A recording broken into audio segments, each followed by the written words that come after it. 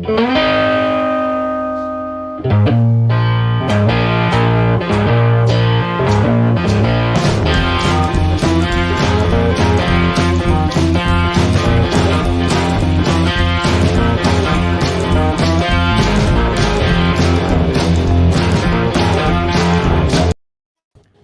tock, it's time to rock. Yeah, baby. Yeah, baby. Yeah. What do you think of the backdrop, guys? What do you think of the back? I can't concentrate, Andrew. You're gonna have to change it. I'm sorry, mate. It's terrifying. What? Oh, Jesus, Kurt, what are you doing? The There's a pink story. There's a story about our backdrop. A few cats in the chat don't know about it. We'll talk about it. We'll talk about it. I'm sure. In fact, we'll definitely be talking about it because hopefully he might make a guest appearance. But my name is Andrew. I'm here on the top rung with our co-host, the Rock Professor, all the way from the UK, balmy UK, Simon. Yeah. Is that balmy or balmy? Balmy Army. Balmy. It's B-A-R-M-Y or B-A-L-M-Y. Yeah, definitely balmy. Yeah. 32 degrees today. Hot. Awesome. And down below, where he's always good. Down under. He does his best work down below. I'm a bit worried about this guy next to me. Yeah. Oh my gosh, male model. There's something going on there, eh? There's something quite not right about the rev. The vest, and the pink pants, as they call them in America. Trousers, of course, here. Look, a man that can put on his wife's pants and wear them proudly. Like, good on him. That's all I can say. We had no idea. He had the singlet on, and we got that, but we had no idea he had the pants on, the pink pants. Because just for you viewers that don't really know us that well, we all sit here in just undies. We don't sit here in pants, So it was weird to see him wearing pants. Oh, jeepers! It was funny. It was funny. He's Kurt kicks up a storm.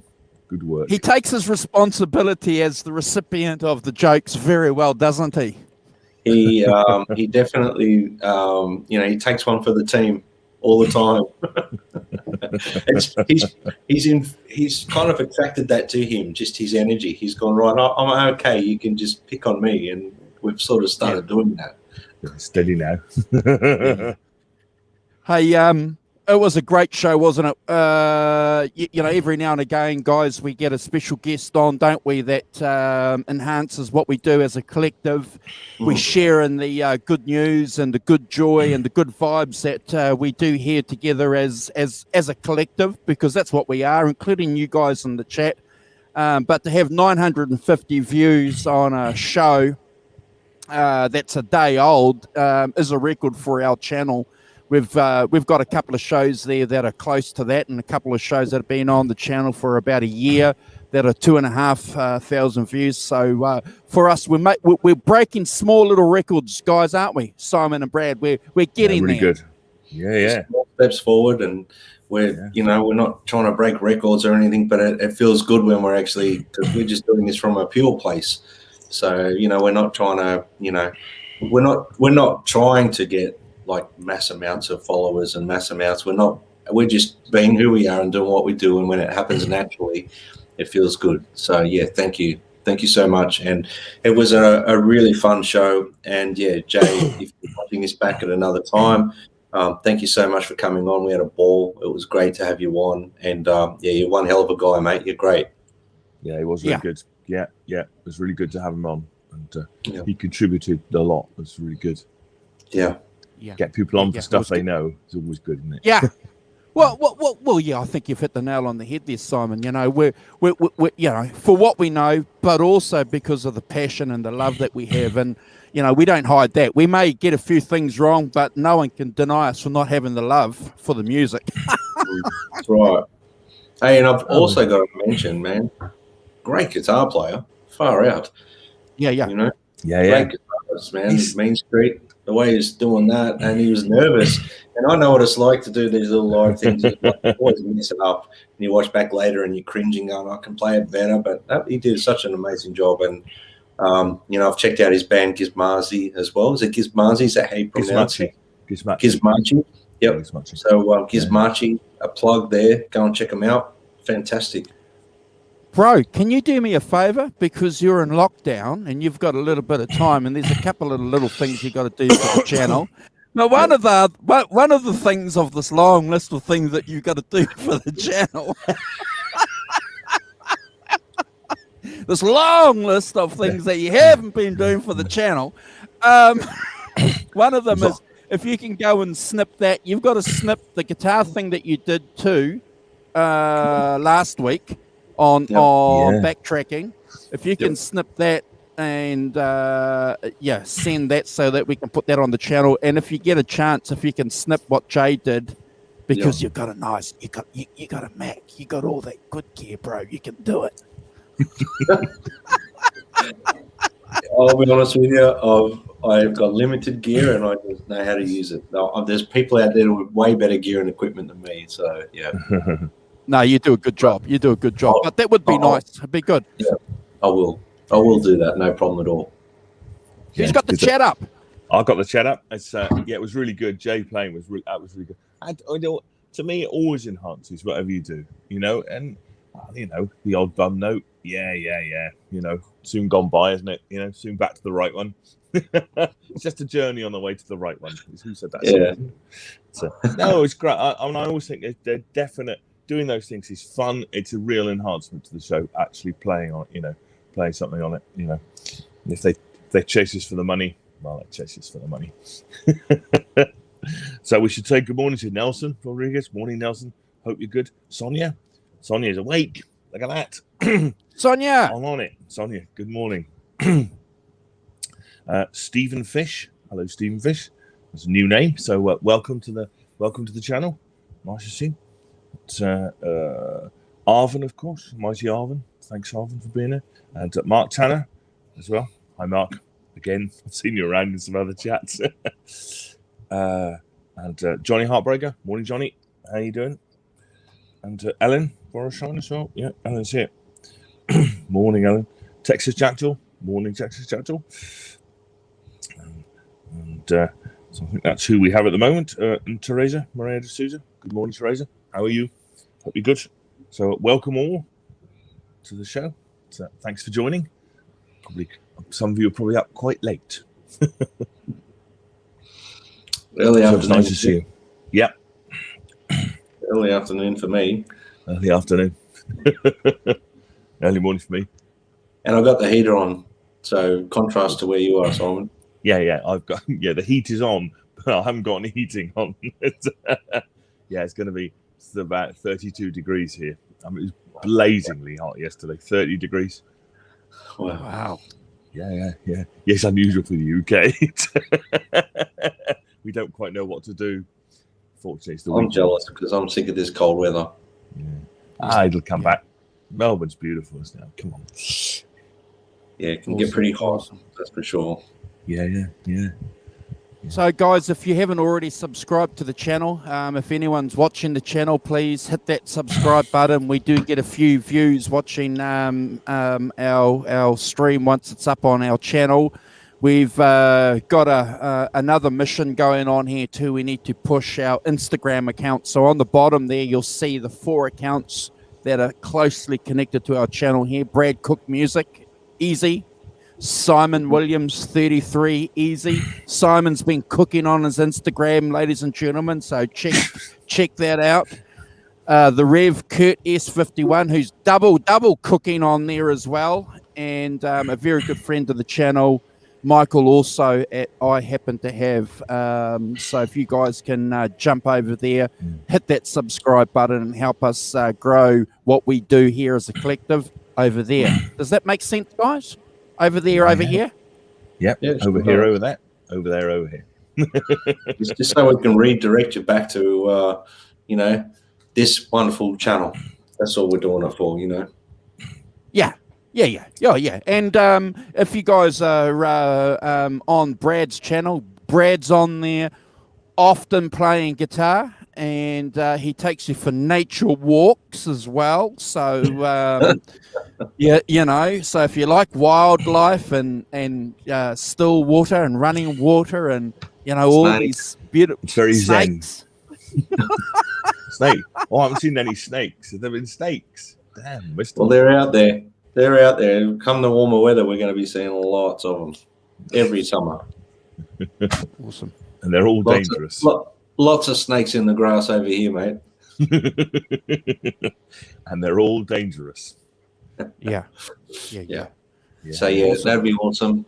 Subscribe, guys, if you're watching this and you haven't done so already. Our goal is to get our channel up to 1,000 subscribers by the end of the year. So we're on our way. I'm pretty sure we can do it, but we definitely need you guys to help. So get on, share our channel, and if you love what we do, please share the goodness because we'll keep it going for you. Yeah. Awesome. Absolutely. So this week, gentlemen, we're ranking the tracks, and we're going to do a little bit of a deep dive into the album Beggars Banquet. So I need you guys to just be a little bit patient with me because I've got 2 iPads over here and my notebook over here with some information. I had a bit of chaos over the last couple of days, so I haven't been as organized as I probably should be. So I'm going to rely heavily on these other 2 guys here with me to help me, and also you guys in the chat. So I'm going to kick it off by saying this is the album which started, clearly, if you're a Stones nut, the beginning of the golden period for the Rolling Stones. And incidentally, this album, when it was released, didn't become a #1 on both sides of the Atlantic, which is an interesting fact because after being a Stones nut for about 30 years, I didn't realize that, Simon and Brad, until I did research for this program. I just assumed that when they dropped this album, it was a #1, even though it was influential. So just goes to show, Simon and Brad, 67, 68, 69, there's a lot of good music contesting for that #1, #2, #3 slot, isn't there? Oh, yeah. Yeah. Yeah. Great era. It's the rise of the album, isn't it? The rise of the album starts, 66, 67. You're into the rise of the album. So when you get to this, absolutely, people are beginning to see albums as, works of art and things for posterity. Yeah, and I think this is certainly, Simon and Brad, a candidate for that concept. So one of the interesting things, obviously, about this album, and the sad things about this album, is we'll witness, obviously, the musical relationship that Mick and Keith generated together, but also individually. So Mick Jagger certainly was influenced by one of Simon's huge influences and heroes, Bob Dylan, and we can talk about that on a couple of songs as we go through the album, where that Dylan influence is there for all the money. And Keith Richards also, Andrew, just to break it out, there is also a converse view of that as well, which we might have to discuss about. I'll see if I can bring it up at the opportune point. Sure. And this album also marks the beginning where Keith Richards said that he was finally happy with the guitar tone. He'd been hearing this guitar tone in his head for a while and couldn't get there, but got the guitar tone on this album, and he could sit back and go, he was really, really happy. And one of the key people behind that clearly is Jimmy Miller, because this is the first time he comes in. And so obviously we've spoken about Jimmy Miller before, and my co-hosts will mention perhaps his role when they go through and rank some of their songs. But the great thing about Jimmy Miller, I think, Brad and Simon, is the fact that he was a drummer. He understood what was really important from a rock and roll album's point of view, that rhythm section. And he had one of the best rhythm sections to be an influencer. And I say that in a nice way, to drive this album forward. Do you guys have an opinion on that? Oh, absolutely. I think you're right. That they start to find their sound. I think particularly on this record, the way that the acoustic guitars are recorded. I think that there's that thing. I don't know what they started doing in the late '60s, and there's another guy called John Wood who recorded lots of Cat Stevens records and stuff like that. And if you listen to those, John Martin, and you listen to those, the acoustic sound of them is absolutely fantastic. And the acoustic sounds on this, and I think they discovered something in the late '60s about how to record, those acoustic guitars particularly. I think is fantastic. Yeah, well, you're right, Simon, and this is why this album is so important, because it's so different from its predecessor, Satanic Majesty. So we actually, as Simon said, you're hearing some country stuff coming through, you're hearing some blues, some resonator music coming through, which is revolutionary for this time. So the Rolling Stones called this album Supernatural Blues, and we've mentioned that before on a couple of other shows. It's something that they reckon, that they've done. They've renegotiated it, and the great thing about this album is that the Rolling Stones do that with authenticity. That's one of the key things. You listen to this album, and it's not a rip-off. It's not a copycat, project. That's something unique, which harks back to everything that we like about country music and blues music. The sad thing about this album, though, Simon and Brad, obviously, is it's the demise, isn't it? It's the demise of the founder of the band, Brian Jones. Yeah. It's very sad, but the band needed to continue without him, because there was no reason for the band to stop.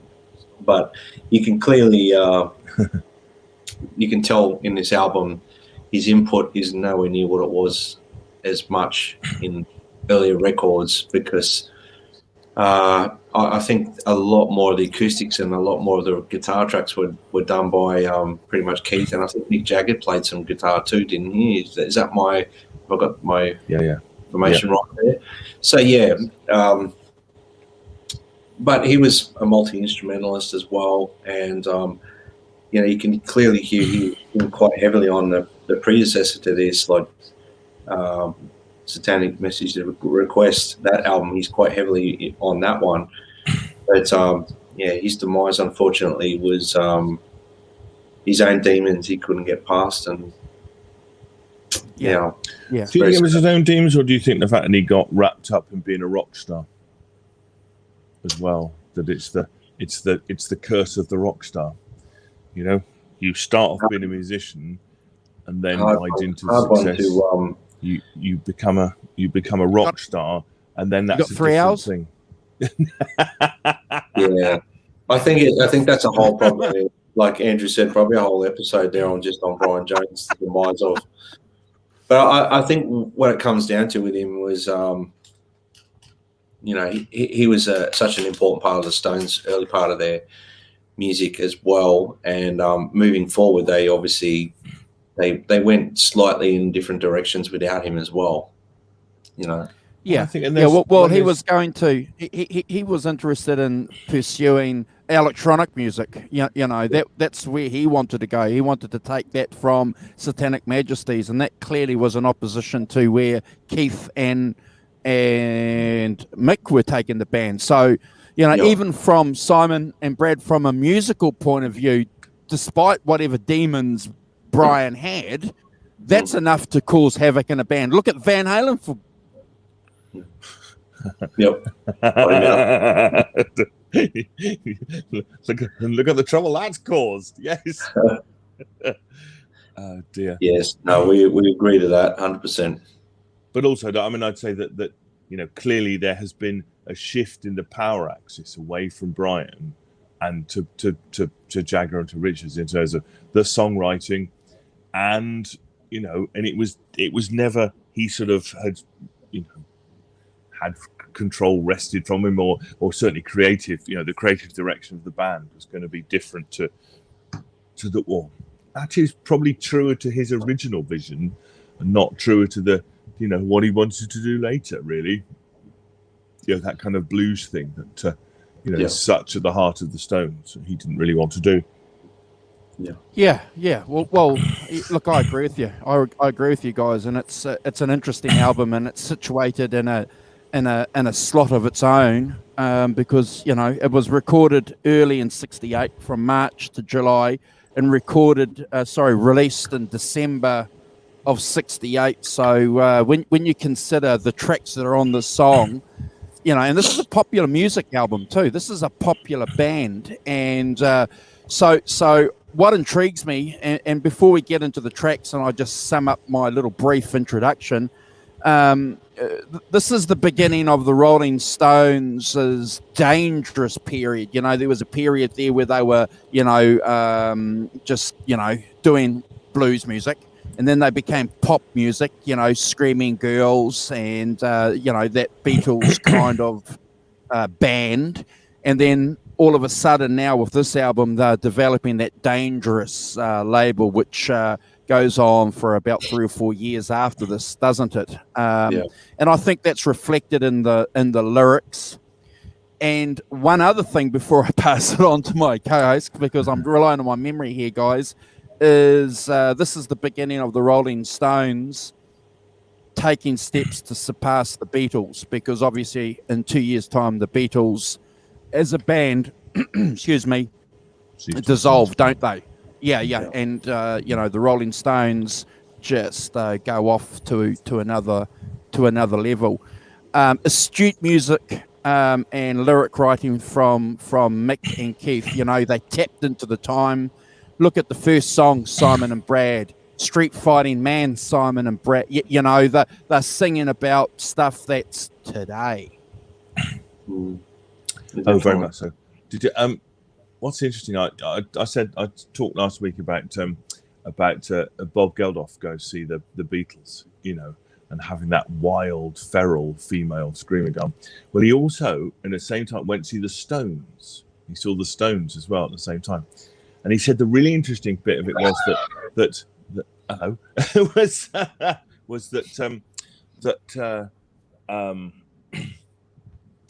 he said when he went to see the Stones, the really interesting bit was that Keith was trying to. He said he was doing a sort of Macca type impersonation, being all sort of like cheeky and jolly and kind of. And he said it was really weird considering his his later persona, that he had this kind of almost McCartney-esque kind of thumbs up sort of positive, whereas the others were being a bit Jagger and kind of being a bit more sullen and a bit less. But he was being Mr. Smiley Bloke. Yeah. And look, I agree with you, and I think this is the album that gave Keith the confidence to move away from standard tunings, and we'll talk about this as we go through the songs, because a lot of the songs are in open tuning. So, Keith had to go and renegotiate the guitar in a different way to give him, something that he was hearing, and this goes on and builds up to the famous open G, stuff. But most of these songs are in open D and open E, but we'll talk about that. But So just quickly, guys, I heard this album when I was about, again, that magical period of about 14 or 15. And I think I've mentioned this to you before, Simon. I didn't get a lot of Rolling Stones albums when I first heard them. I knew the radio songs because they're always playing in your background, aren't they? I knew Street Fighting Man because I'd heard that, and Sympathy for the Devil because that was on the radio. But these other songs, Parachute Woman, Stray Cat Blue, I didn't get it. It wasn't until, again, I was in my early 20s when I renegotiated the Stones, where I started appreciating it. And then, again, in my 30s, where I finally, I think, without sounding unserious, being authentic with what I'm saying, I finally got it. I finally got this album when I was in my 30s. And it's one of my favourite Stones albums. Simon, when was the first time you heard this album? Well, I think probably I would have heard it in the early 70s. again, when I was 14 or 15, but a bit before you, but not playing a lot at the time. Although, I mean, it's difficult to know. Sympathy for the Devil and Street Fighting Man have gone into the, the musical consciousness. So in '72, the Stones were huge in '72, and everything they did. Yeah. And they were the greatest rock and roll band in the world, as they were getting introduced as. And so I would have heard it around that time. I can't remember whether I bought it or not at the time, but yeah. So the Stones were big news and because they were really getting into their sort of hedonistic rock style by '72. So that they went on. I read the NME and religiously every week. One of my favourite things reading the NME was fantastic paper in the early '70s, music paper. So really something, great writers and stuff. And so yeah, it was. I probably heard it in the early '70s, and it's been it's one of those albums that has been a soundtrack of my life in music. Really, it was there at the right time, and I'm very lucky that I only had to go back 4 years to sort of pick it up. So, and the music world is a lot less big than it is now, and therefore things like Beggars, Banquet and stuff were spoken of. Even then, they were spoken of as classic albums, and spoken of in not quite hushed tones, but absolute reverence to the that period of the Stones. Yeah, so it's been the soundtrack. Certainly Street Fighting Man and Gimme Shelter, and that absolutely. Because they were the soundtrack of those times in many ways. Cool. Brad? Well, for me, I bought my first introduction to the Stones was I bought like a box set, had 4 CDs in it. It's called the Rock and Roll Collection or something like that. And it had a spill off of all their sort of everything through the 60s, I think. It had definitely had Street Fighting Man on it, had obviously Sympathy for the Devil. And this particular album as such, Beggars Banquet, was not one that I got into too much at first. There's a contrast to things which we're going to go through when we get to the tracks, obviously. But I kind of found a new love for the Stones when I was, I guess for a lack of better ways putting it, the Rock and Roll Circus DVD that came out in the 90s. Was it 90 something or 96? Yep. Yep. I can't remember. Finally. So, I mean, I was a really big, and I still am a Beatles fan, and I loved the fact that John Lennon was on there with his Dirty Mac band, and I watched Stones versions, especially Can't Always Get What You Want, and I was like, this is cool, and they did Sympathy for the Devil on that as well.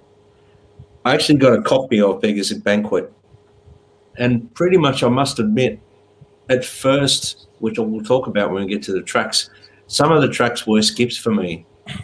It took a while for them to grow on me because I was so used to hearing Stones like your, I guess, and I was into the 70s Stones at that point as well. So, you Sticky Fingers album and things like that were like on rotation every week for me. So I was kind of not grasping all my teeth and sinking my teeth into it at first. But I must admit, it must have been through my 30s, I really rediscovered this album, and this week listening to it again, and there's a few things I'll mention when we get to the tracks that I didn't realise about the songs as much as I have. So I will say this: every time I listen to the album, it grows on me even more because there's things in there that I was overlooking, if that makes sense, because I wasn't giving them the credit where they deserve to have, I guess, at first.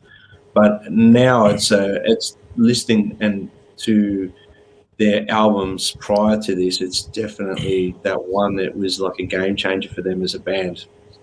The open tunings was something that was very apparent on this.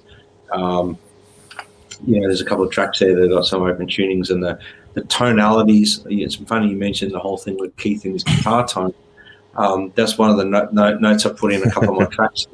His guitar tones in this were unlike what we'd heard from Keith before, and he really captured some things. And Simon, your comments about the acoustics, it's all through my notes, my songs, how great the acoustics sound. Yeah, but to answer your question, it wasn't one I initially embraced as an album from the Stones. It was one that I'd put on every now and again. It wasn't one of my go-to records for the Stones. Awesome. But it's a great one. And it's interesting, isn't it, Brad, that I think that from this album particularly, and actually the other ones we were doing, that what strikes me is that, that all the talk is of Keith Richards as an electric guitar player, etc., and all that, and the riffing, and yet actually great swathes of their output is acoustic guitar stuff. Yeah. It seems to get overlooked in a way. I've been, remembering, listening to the album this week, and and you go, it's really quite acoustic, isn't it? It's really not a huge amount of the the sort of hard riffing stuff that happened later, really, which is, I think, It's funny because I've always gravitated to more the 70s version of the Stones. Like that was my Stones. The earlier versions of the Stones necessarily, the late 60s and into the 70s was my thing with the Stones. But obviously going backwards, I'm hearing a lot more in the music now than I did previously. Yeah, I'm a 70s Stones fan too, but I don't see a dichotomy between this album and Let It Be, Brad. I see those two albums in the 70s slot groove, if you know what I mean. And I'm happy to make that lazy connection. One of the great things about this album and the other albums that Jimmy Miller does, and we'll talk about this too. Jimmy Miller, because he was a percussionist, a rhythm guy, a drummer, he understood that the music was important not only because of the lyrics and the songs and the album cover and what the band was doing and whether or not they were great musicians or good musicians, was the tonality of the album. And the Rolling Stones do that really, really well. So when I introduce the songs, you guys are going to notice a theme here, and it's wonderful. It's one of the great things that Jimmy Miller does with his bands. So the first song, obviously, is Sympathy with the Devil. It's a standard song in E. It's a song that was 99% written by Jagger. And the only influence apparently that Keith had was maybe just helping with the tempo of the song, getting the tempo. It's a great song, isn't it? Because we've got, just give me a second, gentlemen, while I skip back to my notes. Jeepers. Right. So you've got a great song that's marrying African groove with blues. And I love that. The way that it starts off, it's fantastic. It's a brilliant song. I'm going to make some comparisons to some of the live versions because we like doing that here. So, a lot of the live versions around this period were just as good. I think it's a sophisticated set of lyrics by Jagger. And I'm sure one of the co-hosts will talk about what inspired the lyrics. But I'm going to give this song a 10 out of 10, and I'll tell you why it's a 10 out of 10. I wanted to Brad score it, but I thought seriously about this because I need to give Brad scores for songs that deserve it. But we talk about solid openers. I couldn't think of any other song on this album other than Street Fighting Man, which is another great song on the album that could have started this album. But I'm happy with the song choice. Love the song, and it's a 10 out of 10, and it's never a skip. Simon. Yes, interesting, Simon. It's not really representative of the album, is it? No. In many ways, not representative of the album. It's... clearly it's become a classic in the Stones thing, as you say, written pretty much by Jagger, based on a book called The Master and Margarita. Yep. Which I don't know if anyone's read. I have read it because a friend of mine gave it to me a long time ago by Mikhail Bulgakov. So look him correct. up if you haven't. Which is it's a good book, really good book. And a friend of mine called Wojciech Machovsky gave it to me to read once, a long time ago. Wojciech, you're a legend. Wojciech Machovsky, Dancer in the Blue Aeroplanes. He is a legend. But, so I think yes, that's the first thing I'd say about it is that it's not representative of the album. It's interesting. I think that it started off as a kind of folk thing. Started off as a kind of folk Bob Dylan type song, and then Keith Richards, and eventually I think Keith said, needs to be faster, and eventually turned into a samba, with that South American vibe, which is unlike. I can't think of another Stone song that has that kind of stuff on it. Sort of, maybe later stuff does, but I can't think of any off the top of my head. Which, and I think that I've played it a lot. I've played it once in the band I used to be in, with a percussion player and a drummer, and it was absolutely awesome. It was just that kind of hypnotic dang dang dang dang dang dang dang dang that rhythm, absolutely awesome, and kind of. It's only 4 chords, Simon. Yeah, 4 chords. Yeah. E, B. A. Yeah. And then the Pleased to Meet You is a B. Easy. Yeah. E and B. Yeah. So, but the percussion and stuff gave it such a drive to play it, and you could really build it as a song. Yeah. God, we played it in a club in Western-super-Mare, which is a town near me, and it was just brilliant. The father and son drumming duo. But it was amazing. But to get that kind of that drive and that that propulsion out of it, because it propels, doesn't it? It propels along, and Jagger's lyrics about the devil in various forms. You could see that they're sort of Dylan-esque in their way. So clearly there's an influence of but I think he got hooked up a bit in the sort of devil worship things and all of that, but I don't think that that's really true. My favorite bit is that in the second guitar solo, Keith is just late, isn't he? There's a whole set he doesn't play. It's because he's just late. Apparently just came in late. Whenever you're ready, Keith, which I think is funny. But I think it's an amazing song. It has that propulsion. It has that kind of connection to what's happening in the student riots of '68 with Vietnam, and all of that stuff that's tied in, as I said, with the book, the Kennedys. The Kennedys and all of that, the assassination of Kennedys. Yeah, apparently it started off with John F. Kennedy, didn't it? And he changed it to the Kennedys because Bobby Kennedy got assassinated when they were recording it, around the same time they were recording it, and so he changed it to that, which is incredible, really. It was originally called "The Devil Is My Name." There we are. That's correct. But now yeah. Tremendously. Go on. Sorry. No, yeah, it's okay.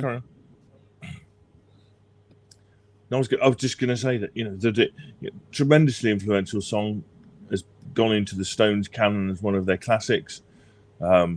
It's a 20 out of 10, never a skip from me. It's just got something. It's got magic to it that and a timeless quality. You hear it now, it's still got all of those things that it had when they recorded it. It has a resonance beyond what kind of just the song itself. So it's a 20 out of 10 and never a skip from me. Brad. Well, I'm in the unique position of listening to my co-host give their rundowns on the song before I get to give an assessment. So I'm actually listening and I'm taking in what their comments are, and I'm just going to sort of try and cap it off with my take on the song. Look, for me, it's got the most iconic intro of a song that you can think of. that percussive thing with the Mick Jagger doing the owls or that sort of thing. I mean, that's so iconic to me. You hear that straight away, you know that it's Sympathy for the Devil. I'm going to say one thing here. On close inspection of this song, like I realized how much piano is in this song, and it's almost like the main instrument with the bass and percussion.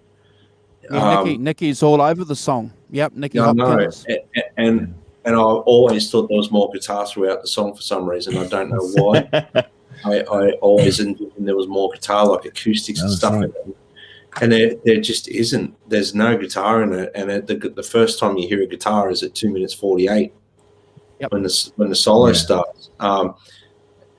You know, for me, that's an amazing thing because they're a very guitar-driven band, and they come in with this beat, you know, this percussive feel, the piano there, the bass is like thumping along, and it's Bill Wyman's playing that bass. It's Bill Wyman playing, isn't it? Like I know he didn't play all the tracks. Who's playing bass on it? Keith. Yeah. So Keith and Bill created a little bit of a problem with Bill because Bill wanted to play the bass. Right, yeah. I wasn't 100% sure. That's why I didn't say it was 100% Bill Wyman, but the bass playing in it's great. And the lead guitar playing, it's so effective.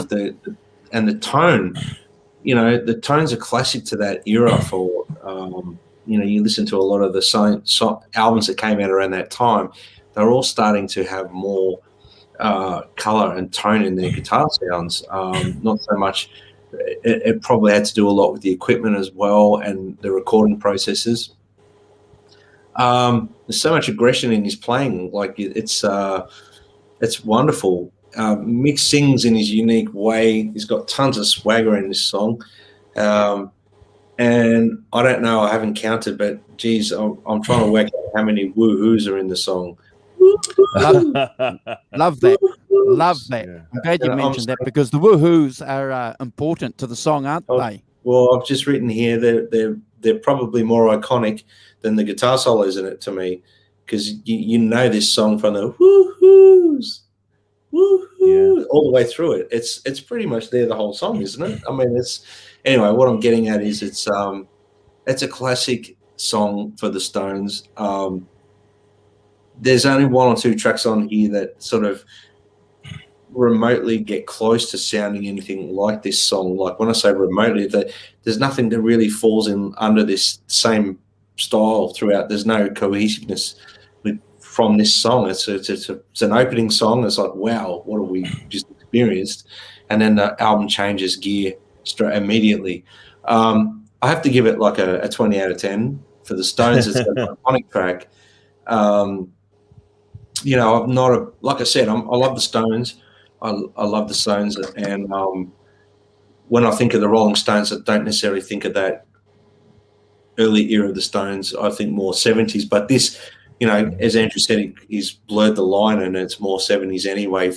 And that's what I think we're sort of getting at. To me, this is the start of the Sticky Fingers era and all that. This is where they got it from, and they just went forward from here. So, yeah, 20 out of 10 for me, and never skip.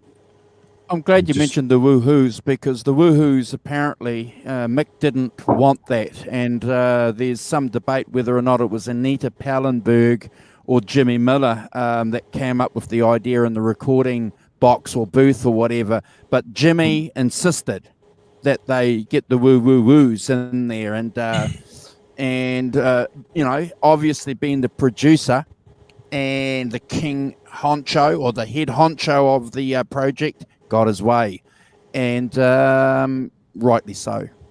Yeah. Apparently, yeah. So apparently, it sort of, I've got a piece of research here. The backing woohoo's vocals, which helped make the song stand out, came about by accident. So Pallenberg was in the engineering booth with Miller, whilst Jagger was belting out early vocal take of the song. According to Pallenberg, Miller was half talking to himself as Jagger saying stuff like, "Come on, Mick, give it your all. Who are you talking? Who are you singing about? Woo-hoo." And he said, like, "Hoo-hoo," as in WHO. He then repeated "hoo-hoo" several times after that as Jagger sang on it. Pallenberg realised how wonderful that all sounded After the take, she told Jagger what transpired in the booth suggested the hoo-hoos be used as the song's a backing vocal chant. The Stones then gave it a go, and after the first take, hoo-hoo became woo-woo. So that's apparently how it came about. So, but yeah, it does make the song, doesn't it? In many ways, it makes the song. So, Yeah. and in a way, that's what a producer's for, isn't it? A producer's there to go, that's it. You know, even if the band are going, no, yes, that'll be it. Yeah, and it's an easy song to play too, guys. You know, it's a E minor pentatonic. It's E. If you ever want to learn to play a Rolling Stones song, this is one of them. And one of the great things about music is that sometimes that sophisticated sound that you hear doesn't really translate into, oh my gosh, it's actually an E. You know, so yeah, it's a great song. Now, before we get on to the next song, I know we're talking about this album, guys. So the only reason why I'm not giving this a 20 out of 10, this is my reason why, because I love the version on Get Your Ya-Ya's Out. That's 1,100 million out of 10. But yeah, you know, this is 10 out of 10. Never a skip, and I'm glad that my co-hosts gave it the 20 out of 10 that it deserves.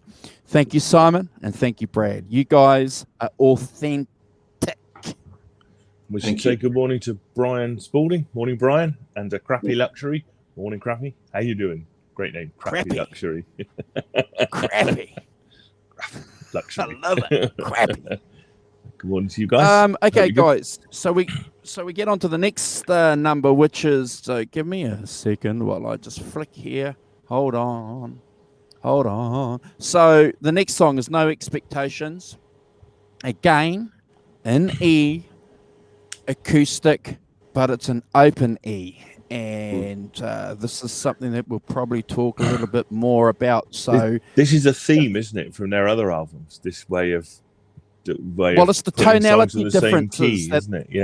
Yeah, it's what they love though. So even though you and we all know this because we're all guitar players. So you're playing E in standard, and then you set an E slide, you're getting a different tonality, even though it's in the same key, you know. And it's that little mojo which gives the Rolling Stones that juice that they need. So yeah, okay. So a beautiful song. It's a mournful country blues ballad, isn't it?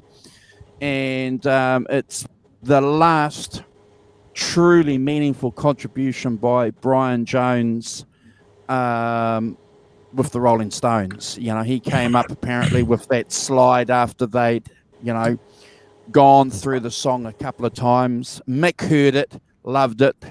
We've lost Simon. And I think, bro, between you and me, I think I'm only going to give this an 8 out of 10. And I'll tell you why. I'm going to wait for Simon to come back. We'll wait for Simon. Where's the rock professor? Back. Here he is. Sorry about that. I got summarily just completely hoofed out of it. No problem. So, yeah. Where I should be, at the bottom. Lucky you haven't got Kurt beside you in the pink pants, mate. Nah. Yeah. Sorry, Andrew. I'm cutting you off. No, it's okay. Who wrote the song? I'm just trying to get my notes here. I'll tell you in a sec. It's a Jagger Richards song. Yeah. Written by them both. Okay. All right. Sorry. It's the other song. The other song. Yeah. It's another song that's not written by them. Look, I'm going to give the song. I know that some Stones fans worship the song because it's the last contribution that Brian Jones gave, and I love the slide, but I don't think this is Jagger's best vocal performance on the album. And I can't nail it down, Simon and Brad. So I'm hoping that you guys might be able to give me something that I can't quite pinpoint.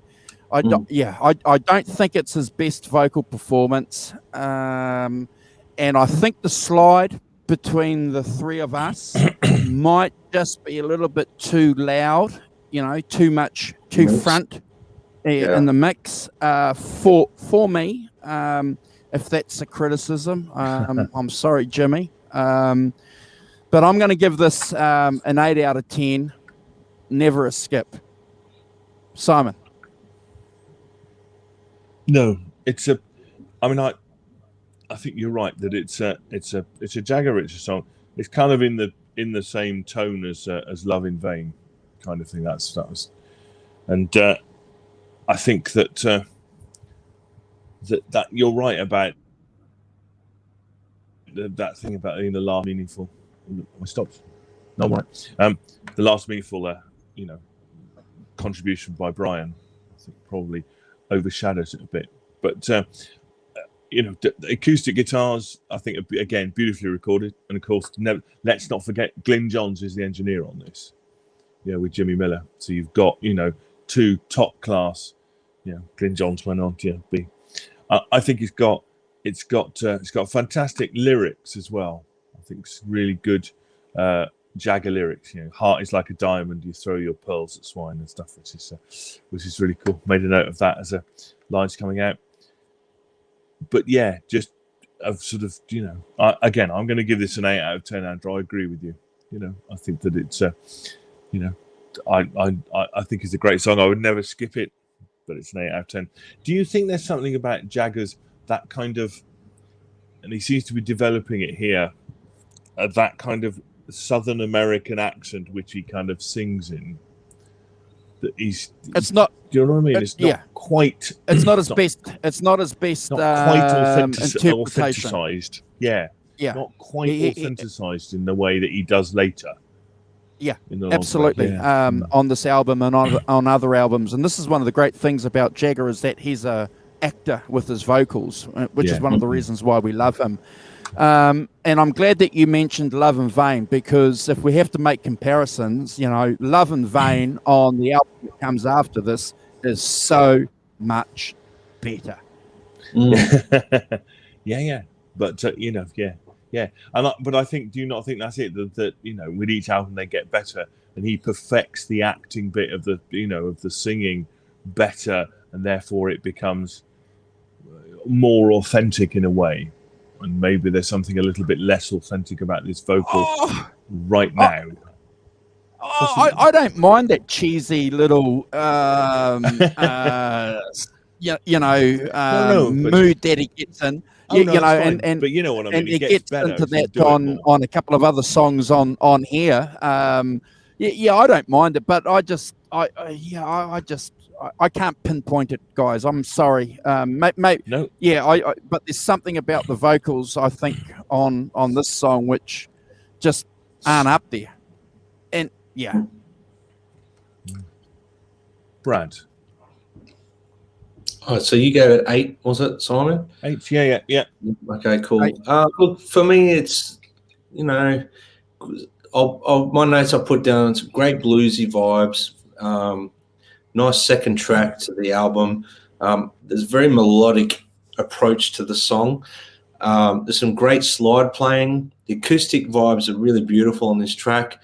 For me, the piano instrument is the highlight on this. The way the piano is played and executed, it's beautifully done.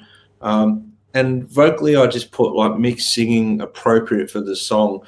Definitely not one of my favorite mixed sort of vocals. It sounded a little bit forced, that style he was trying to sing. It didn't sound very natural is what I'm saying. But yeah, I gave it a 7 out of 10, actually, not an 8. I gave it a 7 out of 10. And in context of the record, I was never a skip, but I just didn't, where I've situated some of the other songs and that, I had to give it a 7. Yeah, that's fine. Yep. I think 7 and 8. Yeah. Time me out. No. I think the fair scores. Dear Doctor, gentlemen. So Dear Doctor is, again, another E in standard, and we've got a real change of mood here, haven't we? We've got a hilarious drunken country piss take on the American South. You know, it says the band loosely stumble through the backing as, Jagger relates the tale of a wedding doomed to failure. Soaked up, drunk in a sponge. It's bow-legged sow. It's just great. The words, we're starting to get here into a play on words, but they get better. They get better. But I like it. I love the song. I love the fact the instrumental. When I first heard this, I thought, "What the heck is this?" I just couldn't get my head around it. I just for years, but I'm giving it a 10 out of 10. I love the song. I think it's fantastic. It's a Jagger Richards composition, isn't it? And it's a great musical statement. It's a lot of fun. It's one of the great things too that the Rolling Stones can give you.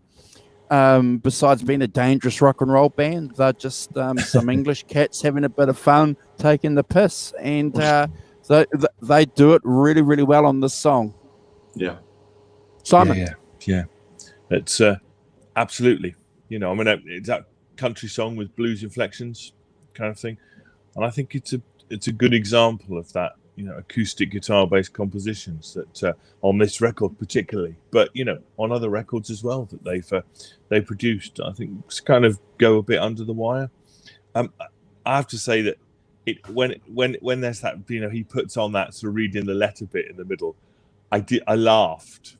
I thought it was really it's funny because it sounds. It's like clearly it's a comedy effect. Yeah. Yes. I can't do a southern drawl like that in that Southern Belle sort of accent thing, but it did make me laugh in a humorous way, and clearly that's the effect it's supposed to have. It's not all doom and gloom. As he's clearly not that unhappy that his bride deserted him on their wedding day. I love it. I love it, Simon. Yeah. But interestingly, that this album, which really starts to nail the Stones' kind of country blues and be more authentic and be, this is the direction they're going to go over the next few albums and things. That all recorded in London, not recorded in America or in Cheshire or anything like that. That Olympic Studios. Yeah. Olympic Studios in London, which is, but they're starting to find their true kind of American blues voice, and in spite of where they were recording, and more so here than when they're recorded in America, I might suggest. The Rolling Stones might say, well, the real authenticity of the album came when we mixed it at Sunset Studios, so that's what gives it its jam. Yeah, man. Or something. Right. But no, I get your point, and we've spoken about this before, haven't we, with the Beatles? Well, sorry, with the Stones. How do these guys get this capture this landscape? Remember when we got that guy from Canada, Tubinen? Remember he did a show with us? Chad. Tubinen. And he was a photographer, and he said one of the great things about the Stones is they captured that black and white photography that the Americans were doing at around the 40s and 50s by that classic famous American photographer, and that's what inspired the Stones. For this, for a photograph I discovered just apropos. Look at that for a photograph. Yeah, that's the cover. Yeah. Astonishing. Done in a hotel in Newcastle. But yeah. I love it. Did you give it a score, Simon? I didn't give it a score. No. I'd probably give this. I think I gave it an 8 out of 10 for me. It's an 8 out of 10. But never a skip. No, it's really good. And in the context of the album, lovely track, as I say.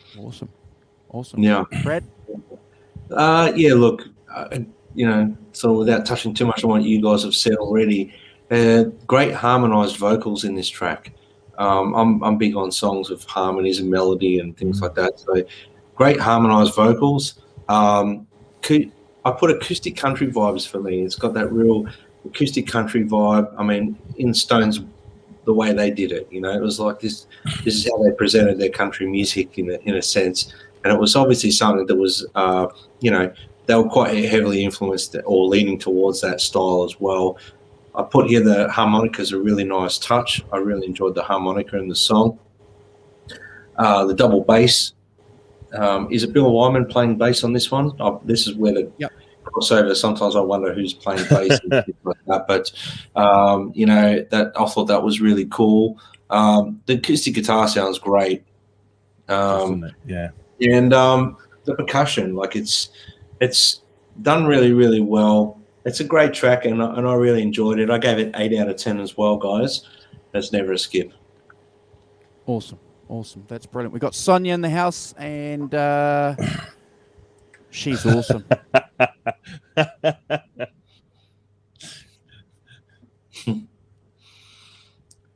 Yeah. Yes. Parachute Woman, gentlemen. E in standard. So obviously we've got a much heavier, aggressive blues thing going on here with this song, and the lyrics celebrating the groupie contingent of the United States. And let's be honest, you know, Jagger talks about, you know, litany of acquaintances. So, you know, you've got Keith Richards doing that swamp rock thing before swamp rock was ever invented. You know, another plus for the Stones going on there. Love the song. It's brilliant. You can see Simon, the Dylan influence heavily on this song. So I'll be interested to see what my other two co-hosts think about that. But yeah, I'm seeing Bob Dylan in the middle of certainly the lyrics of this song. And the track is one of those interesting songs, because for years people debated whether or not it was Mick playing the harmonica or Brian Jones. But generally speaking, a lot of Stones experts have said that it's probably Mick. It's more in the style of Mick Jagger, and I'd like to think so too. So, look, I love the song. Can't think of any live versions that are worth mentioning. But I'm going to give this a 10. Twice, Andrew. Live twice. Okay. First performance on the Rock and Roll Circus. Yes. And they also performed it once during their 2002 Licks tour. Okay. Yeah, but only once. Yeah. So I knew it was on Rock and Roll Circus, but I couldn't think, of anything after that. But look, I'm going to give it a 10 out of 10. It's never a skip. And, Dylan,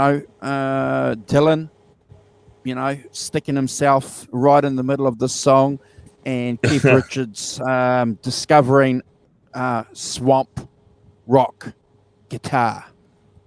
Simon. Yeah, it's funny, isn't it? I got more of a kind of going back to kind of the sort of blues kind of innuendo thing, really, rather than Dylan. Dylan kind of does that a bit, but things like Parachute Woman, Will You Blow Me Out? My heavy throb is itching just to lay some solid rhythm down. It's more what I would just sort of go with, I don't know, Muddy Waters or something, rather than Dylan. But I think it's fun. It's basically acoustic boogie. I wrote down it's basically acoustic guitars playing a sort of boogie shuffle thing, and slide guitar, and bass. That's what it does, and it's 2 minutes 20, and it's it's a good fun song. I think not too deep, but apparently it also is one of the famous Beggars Banquet songs recorded on the cassette player and double tracked for effect by Keith Richards. This thing about him recording acoustic guitars into a cassette to get that kind of a different effect on it. which is what he was experimenting with at the same time. So it's an 8 out of 10. Never a skip for me. Excellent. Well, for me, it's I love the acoustic intro. It's great. The drums sound really gritty. They set a really cool vibe for the song. My only complaint on this I would love to have heard the drums a little bit more predominant in the mix. I'm a big sort of like drums up front in a mix, especially with this style of song. But fantastic. Look, it's a unique blues sound that the Stones have, and it swaggers along. Mick sounds like he could have been straight out of the Delta Blues swamp band. Like it sounds like he's right at home singing this style of music. The harmonica at the end is really cool. I don't know who's playing the harmonica. I'm assuming it is Mick Jagger. It's really, really cool. And the other notes, I'm just skipping over some of the things you touched on. It says here that Brian Jones played harmonica on it, but okay, I have a note. No, is it not? Is it Keith? Is it Mick? Mick, yeah. I don't know. I don't know exactly who it is, but overall the sound is extremely. Jones was incapable of playing the harmonica in '68, guys. He was incapable. Yeah. No, cool. Look, cool. It's an overall really cool sound that the Stones have when they play blues. In my opinion, they got their own authentic sort of sound when they play blues, and it's got that traditional style to it, but it sounds like the Stones. For me, I gave it an 8 out of 10. Never a skip, and a great tune, great song. I love it. I'm glad you mentioned, bro, that you love the drumming, because this is the first song where they actually had a drum kit as opposed to a bass and percussion providing the rhythm. So good spotting, good ears, bro, good ears. It was the first noticeable song where you could clearly hear the drums. So Simon, sorry. No, that's all right. I just find that the drums were very gritty, and that was really cool. I just would have liked to have heard them up front a bit more. That's all. I think. Oh yeah. Brad, it's a product of, kind of forget it in the modern digital age, but then you couldn't have everything louder than everything else. Yeah, if you're going to have up front guitars, you had to have drums further back and things like that. And clearly, it becomes a mixing decision about which, it becomes a 3D thing where which instruments you push up the front and which, you can't have really loud acoustics. Then you couldn't with tape and really loud drums. One was going to have to give for the other, and clearly they've gone for the guitars up front and the drums further back thing. I think if you went back and did it now in a digital age, you probably you can mix it very differently and be able to do it. But then I don't think you could. Technology constraints. Yeah. Sorry, Andrew. No, it's not, no problem. It's all good. So Jigsaw Puzzle, last song on side 1, E again. So all of side 1's in the key of E. So you got the acoustic and standard, and the electric guitar on this number is played in open E. So this song's an underrated song, in my opinion. It's underrated on the album. In fact, it's probably underrated in the history of Stone songs. It's a 6-minute opus, which takes us right back. And I'm not going to argue with Simon. If Simon thought that Parachute Woman was more influenced by Muddy Waters, as opposed to me saying that Dylan was sticking his nose in, I'm going to say Dylan's definitely going to stick his nose into Jigsaw Puzzle, because you've got clearly Dylan-esque stuff going on here with Bishop's Daughter, the Gangster, the Tramp. You got characters coming in, which is great. You got a song talking about characters, and wow, don't you love that? I'm not going to say a lot about the song because I'm sure my co-hosts do. I'm going to give this song 100. No, I'm not. I'm going to Brad score it. It's 20 out of 10. I love the song. You've got Watts propelling the song. If Brad was hanging out for some percussion and some drumming, he's certainly going to get an earful of it and a face full of it on this song. Never a skip, never a skip, and it's a hidden gem. I know there's a couple of other songs that get notable mentions on this album, the opening track and a couple of others, but jeepers, guys, this one here is a gem for me. Simon. I completely agree with it. This is the Dylan-esque one for me. Absolutely, pick your lyrics. There's a tramp sitting on my doorstep trying to waste his time with his methylated sandwich. He's walking clothesline, and here comes the bishop's daughter.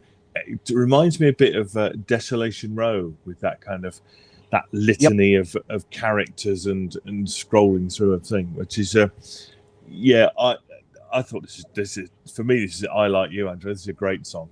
Like I know it sort of is a bit of division about it, but I really like it as a song. I think it has it's the second one with like proper drums on it.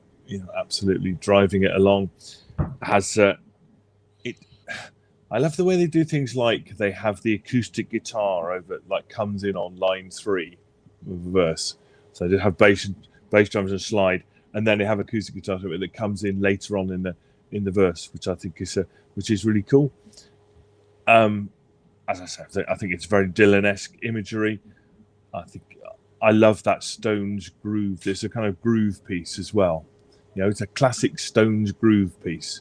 I think probably the first one on this album. I think maybe Sympathy for the Devil is, but very much like that. And I love that when they get into their groove, the Stones. There's no band like them, is there? Going along, and it's a 10 out of 10 for me. I think I love it as a song. I haven't heard it for a long time, so it was really a treat to go back to this and find this, as you say, Andrew, kind of overshadowed by Gimme Shelter and Sympathy for the Devil. But great track, great playing, great piano from Nicky Hopkins as well that I really liked.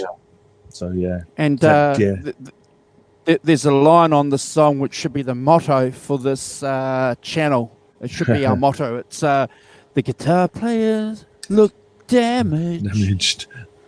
They've been outcasts all their lives. What an impersonation. Guitar players look damaged. Who's been an outcast all their life? Hey, Ben. Oh my gosh. Ben Tom, how you doing? Johnny Bean Raid. Out. Oh, here they come. Who's got the siren? Who's got the siren? I don't think we're not. Tim Thomas, hello. Ben Tom, Lily Lou, hi. We're ready for a raid yet, Majestic PB&J Cat. Noiny. Thank you guys for joining us. It's always a pleasure to be rated by the Johnny Bean Show.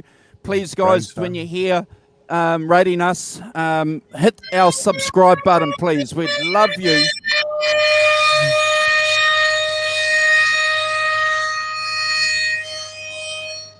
Oh my gosh, Browns fan, 7/8.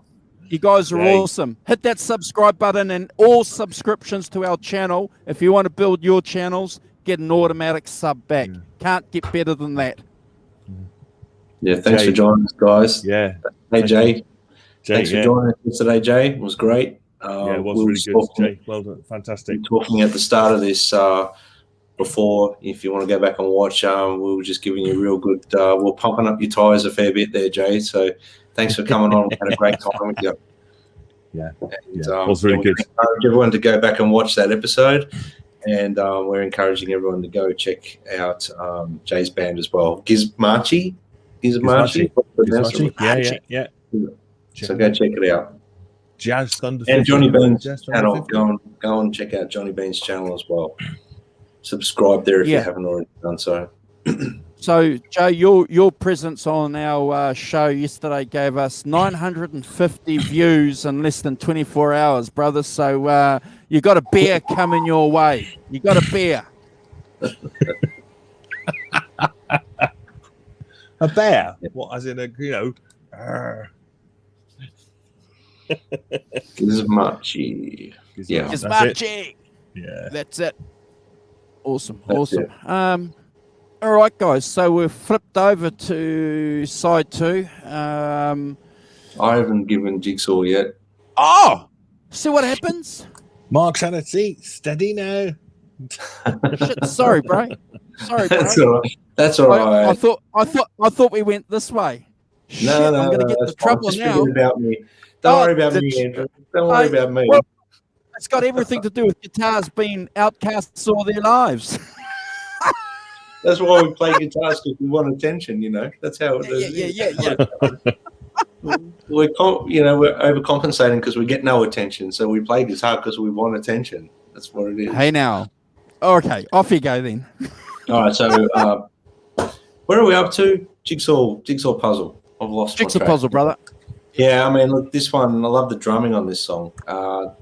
Charlie Watts has got like a skip beat in this song. He always skips that hi-hat when he hits the snare as well, and you can really hear it. I love the guitars. They're recorded really well. The bass, vocally, Mick's really singing very clearly and up front in this, and that may be why, the drums and everything are sort of sitting back a little bit where I normally have them in a mix, but I still love where the drums are situated because you can really hear everything really well. Cool lyrics, and, I just, without sort of doubling up on what you two have already said, just a really cool way to end off side 1. I had to give this one like a 9 out of 10. Never a skip. Awesome. Never a skip. Never a skip.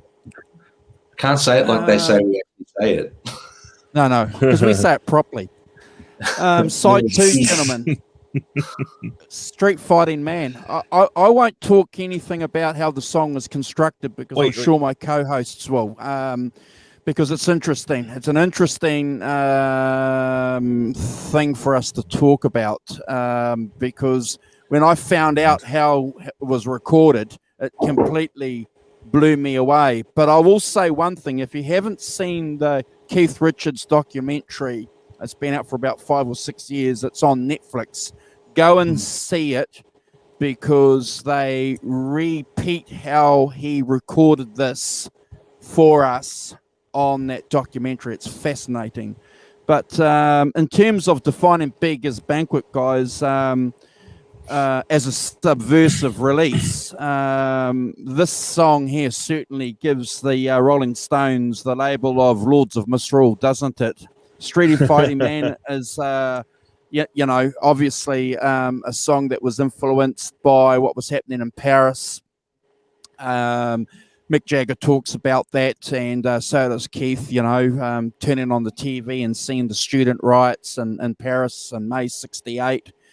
What's really interesting, though, about this song is that the Rolling Stones were really, really keen to sing about what was happening, weren't they? Because, they're participants in society, but they made sure that the song wasn't adopted by any political party or any political organization. If you took the song and used it yourself, that's great, but they weren't going to say, here, this is an anthem for change. It's just us singing a song about what we're seeing, guys.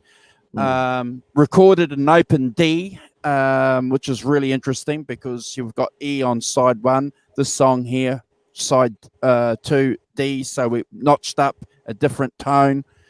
I love the lyrics. I think the lyrics are fantastic. It's one of Mick Jagger's best examples of songwriting. Truly a collaborative effort in the research that I've done. I love all the versions, love all the live versions, and I'm going to Brad score this. And what a great way to open side 2. Simon. Yeah. I mean, clearly one of the Stones' classic songs. The thing that struck me, looking at it, I mean, I'm looking at the lyrics, was that they changed the first 2 lines everything, but but what can a poor boy do except seeing a rock man? It's the same through all the verses. And they just changed the first 2 lines of it to give them a different a different thing, a different contrast between being in a rock and roll band. But you're right. It's absolutely a song about the times, 60, all those the riots and of the student riots and anti-Vietnam War stuff going on at this time, and is one of their classics. Absolutely one of their classics. Richards uses the acoustic guitar played into the cassette machine again to get that sound. Hello, Keith Campbell. Good evening. Yeah, so it's an acoustic Gibson guitar, isn't it, into a Philips cassette deck, and he just was recording, wasn't he? Recording songs, and just as you do, and he just by accident found out, oh my gosh, when he played through it, it was micro. What's the microphonic?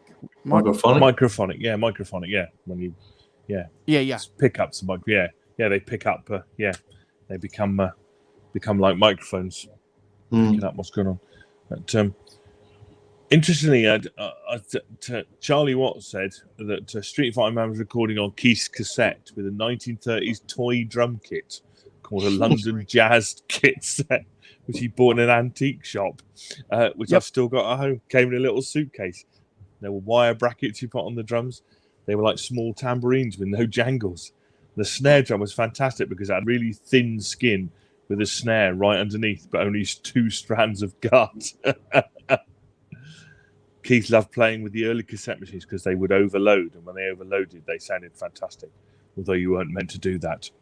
We usually played in one of the bedrooms on tour. Keith would be sitting on a cushion playing their guitar, and the tiny kit was a way of getting close to him. The drums were really loud compared to the acoustic guitar, and the pitch of them would go right through the sound. You'd always have a great backbeat. So that's really interesting. It's a real insight into where they wrote on the road. Charlie Watts with his jazz kit in a suitcase, and Keith with his acoustic guitar. It's really interesting that I think this thing about using a cassette player to record into and then overloading it and then just putting it on the, put it on the tape back at the studio kind of thing, but done. But he's absolutely one of their classics. You get that kind of blah. You've got a little electric in one speaker, and then they come in the next speaker. I love it. Is there a sitar in it as well? Is there like a sitar as a kind of? Yeah, I think so. You got a sitar, and you've got sax. Is there a sax as well, and one note kind of sax thing going on. And you've got Dave Mason is playing a shenai, which is an Asian wood instrument.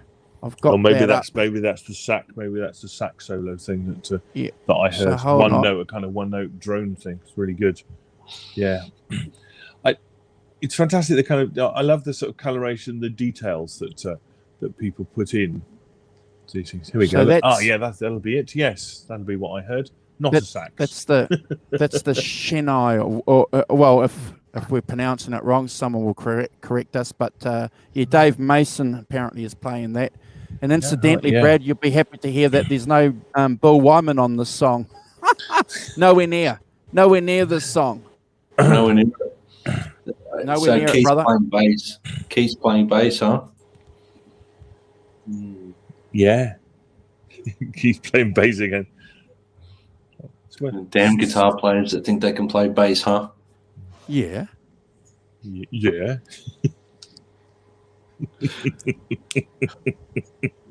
Wouldn't try and pretend. Get a proper bass player. That's my attitude. Get a good one. But he does have an interesting style of bass playing, Keith, doesn't he? Yeah. He does.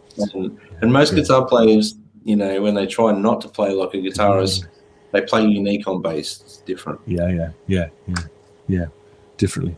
But yes, 20 out of 10, never a skip. One of the great songs in the Stones canon, and an absolute favourite. Yes, I dare you to skip it. Before I cut Brad off and jump to the next song again, a good point about the London jazz kit that that Charlie played, because you're right, Simon. It's just in a little case, and Charlie's just got to play those drums, guys. But Night, Jay. Good night, Bye, Jay. Nice to join in. Johnny Bean. Johnny Bean's arriving about 20 minutes later with his Johnny Bean. We've already done the raid, Johnny. Johnny. A bit slow, Johnny, leaning from the back. So what Johnny does is he boots everybody out and says, get over there, and then he comes in. Yeah, with all the He's glory. like the captain of the ship. He's the last one out.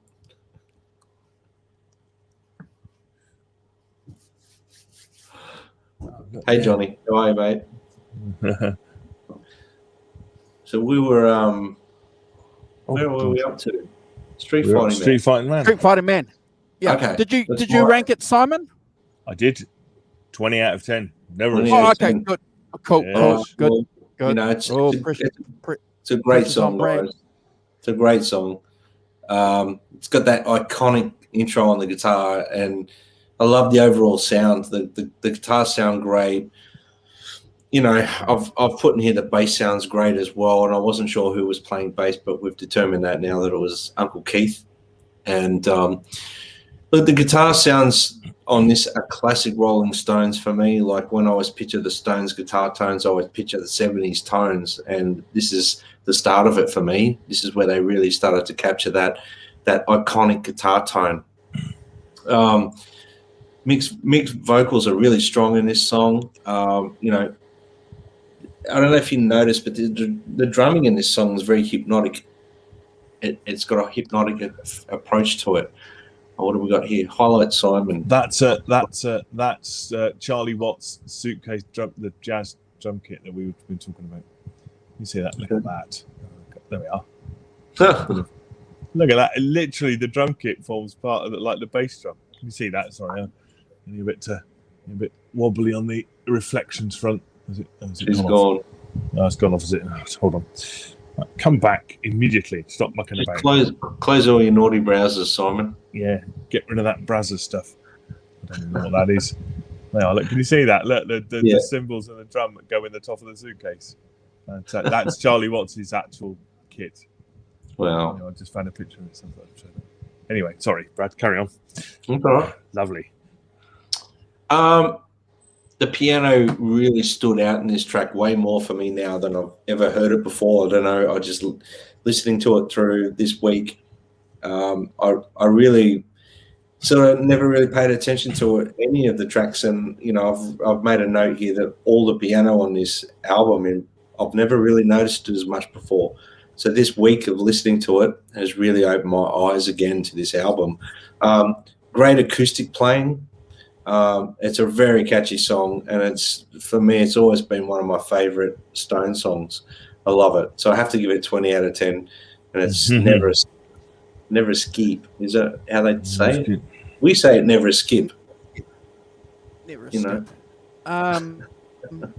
Guys, so we get up to Prodigal Son. So that's an E, an open E. So we're noticing a theme here. We're starting to go up, and then we're coming back down again, which is one of the great things about Jimmy Miller painting these palettes of tonality.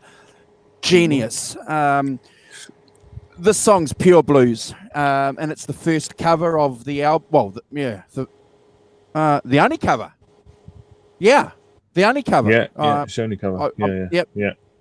By the Reverend Wilkins, not the Reverend Kurt.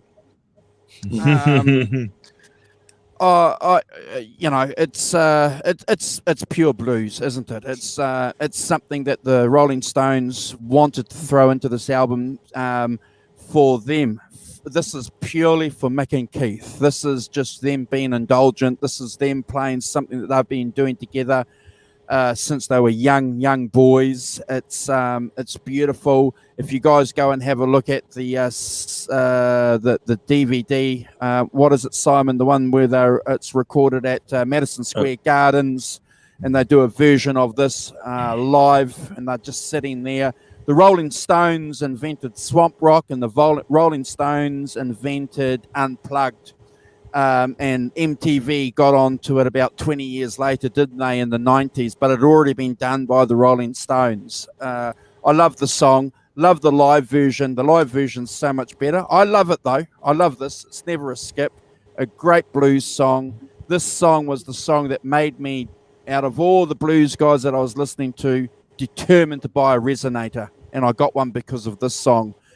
I'd like to say it was because of all these other authentic black guys from the South, Simon and Brad, but I can't. This is the song. You know how you wanted to get a Les Paul because of Led Zeppelin? Mm-hmm.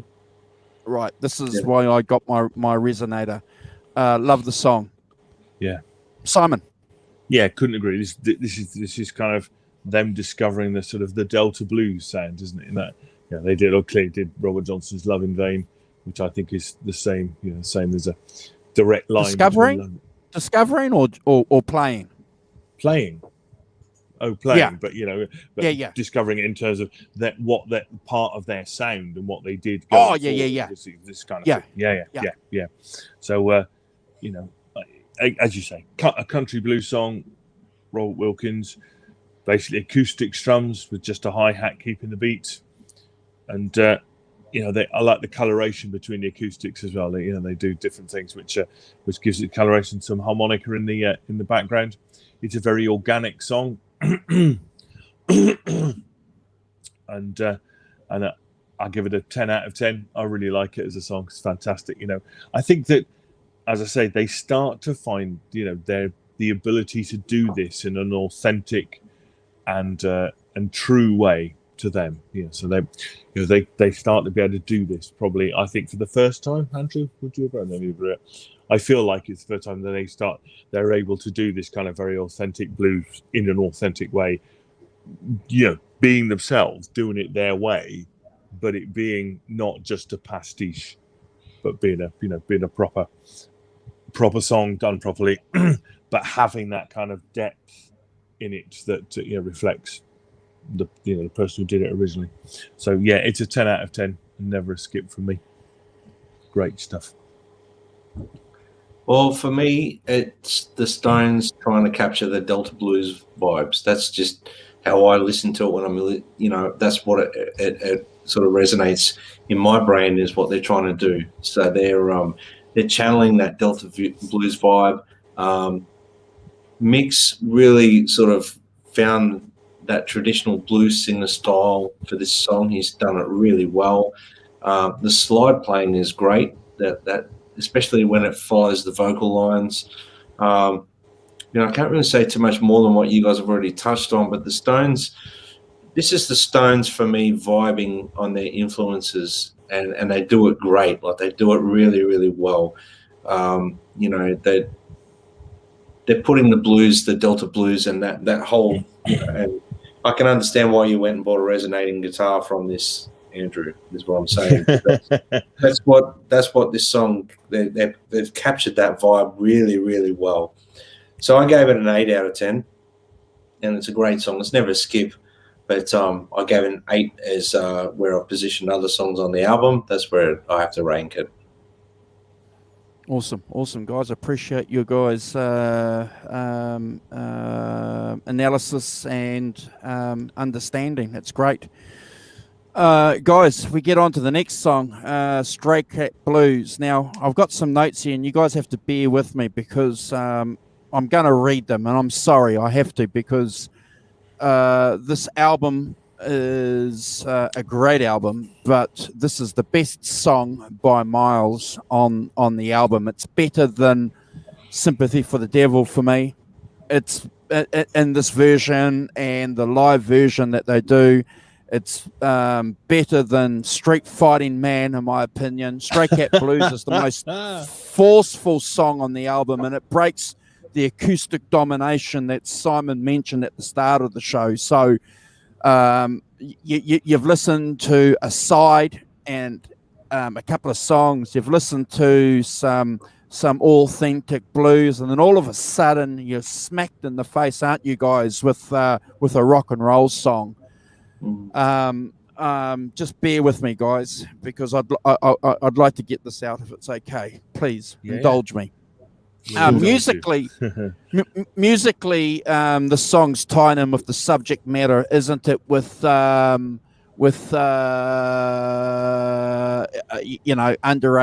groupies, the song oozes seediness, and especially that vocal style of Jagger. His prime influence apparently was the Velvet Underground's Heroin, and Simon will be happy to hear that because that's one of Simon's favourite bands. It's recorded in open D, and it's really important to remember that because later on we're going to talk about how they've played the song in standard, and it just doesn't quite get that tonality and that grittiness that the song gets. That raunchy sound that Keith gets on Stray Cat Blues is phenomenal.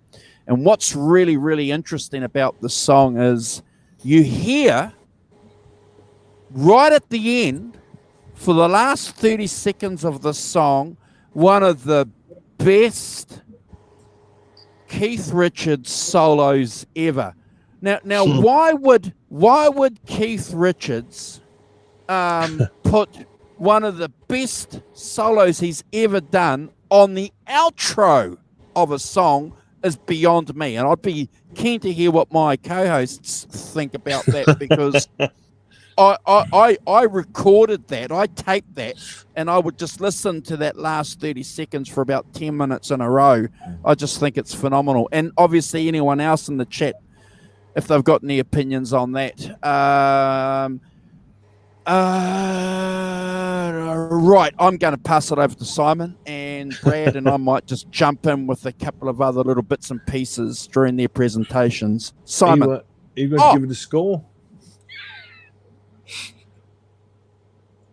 Perhaps triple Brad score. It's triple Brad score. But no, seriously, guys. Beyond any doubt, it's the best song on the album for me. And it's interesting. Okay. I'm looking at a note here. Let me just ask you guys.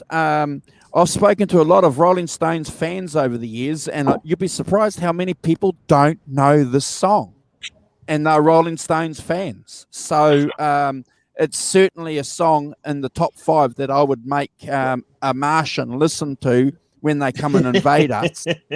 And hopefully they might be really friendly when they hear this song. I like the when. When they come and invade us, not if. Okay, let's just throw this in. So don't you guys believe in programming? Subjective programming? You know, you go and watch Netflix, and every show's about aliens coming here to invade us. So they know something we don't. It's predictive programming. Yes. Neuro-linguistic programming. So it's not that, but Mark doesn't agree with me. Mark doesn't agree with me. No. Okay. Sorry, Mark. That's okay, though. Not everyone has to agree on everything either. That's the whole point of why we do this, because everyone's got another opinion. Simon. Yes, I tell you. Yes, it's you're right. There's, I don't know what, I haven't got much more to add really, because clearly you're very passionate about this song. That's a great song. I mean, it has a kind of folklore in Stones world, doesn't it? That kind of folklore, the kind of, the lyrics being very seedy and kind of, illicit, illegal sex with a 15-year-old stuff, and the kind of the casualness of the observation of that, really. Sign of the and time. On the live album, they knock it down a couple of years, don't they? They go from 13, 15 to 13. So yeah, ain't no capital crime. Ain't no capital crime. Ain't no hanging a fence. Yeah. That was in 1969. They knocked it down to 13. But I think if you sang it in 2021, you might have to raise the bar to 25. Doesn't quite have the same thing if you raise it to that. Yeah. But great record, as you say. Open two guitars, playing a basic 12-bar kind of shape. Twin guitars as well. again, Keith doing both. I presume he's doing both guitars. I'm sure he is. Piano as well. And let's give a shout out to Nicky Hopkins. Initially, no Ian Stewart on this, but Nicky Hopkins, as Brad said, it all over it. And as you say, the amount that you think, oh yes, it's all guitars, and then you listen to go, well, there's hardly any guitar on this. Then come in for ages. What are they doing? When you actually concentrate, but does detract. I think he does a fantastic job, Nicky Hopkins, on this, and deserves. And as you say, Andrew, that kind of the riffing guitar in one speaker and the solo in the right speaker, and then but only a very short thing. Well, it adheres to the classic adage, doesn't it? To leave them wanting more. Yeah, it's just phenomenal. Good morning, John. Said D351. Saw him yesterday in Shane from In the Blues' hey, John. Live stream. So good morning, John. Thanks for joining. So yeah, great 10 out of 10 from me. Never a skip. Great song, and the classic Rolling Stones. Make it their own. Yeah, Brad. Oh, look, I love this song, and I can tell Andrew's passion behind it, and I can clearly understand it. And I love that. For me, when the Stones do blues, they go for a sleazy vibe, and this song drips it to me. It's got a real sleazy, bluesy vibe. Great guitar sound, and the playing is great. I love the drumming, the bass playing. Obviously, I think, is it Keith? What's Keith playing bass? Keith, Uncle Keith on. No. I think. Hold on. Might be Bill. I think it's Bill. I'm pretty. Okay. Yep. Okay. Yeah. So I love the bass and the drumming. Mick's.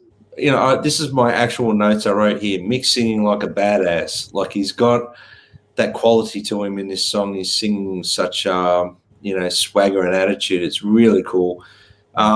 And at the end of the song, there's some really cool vamping and everything at the end of the song.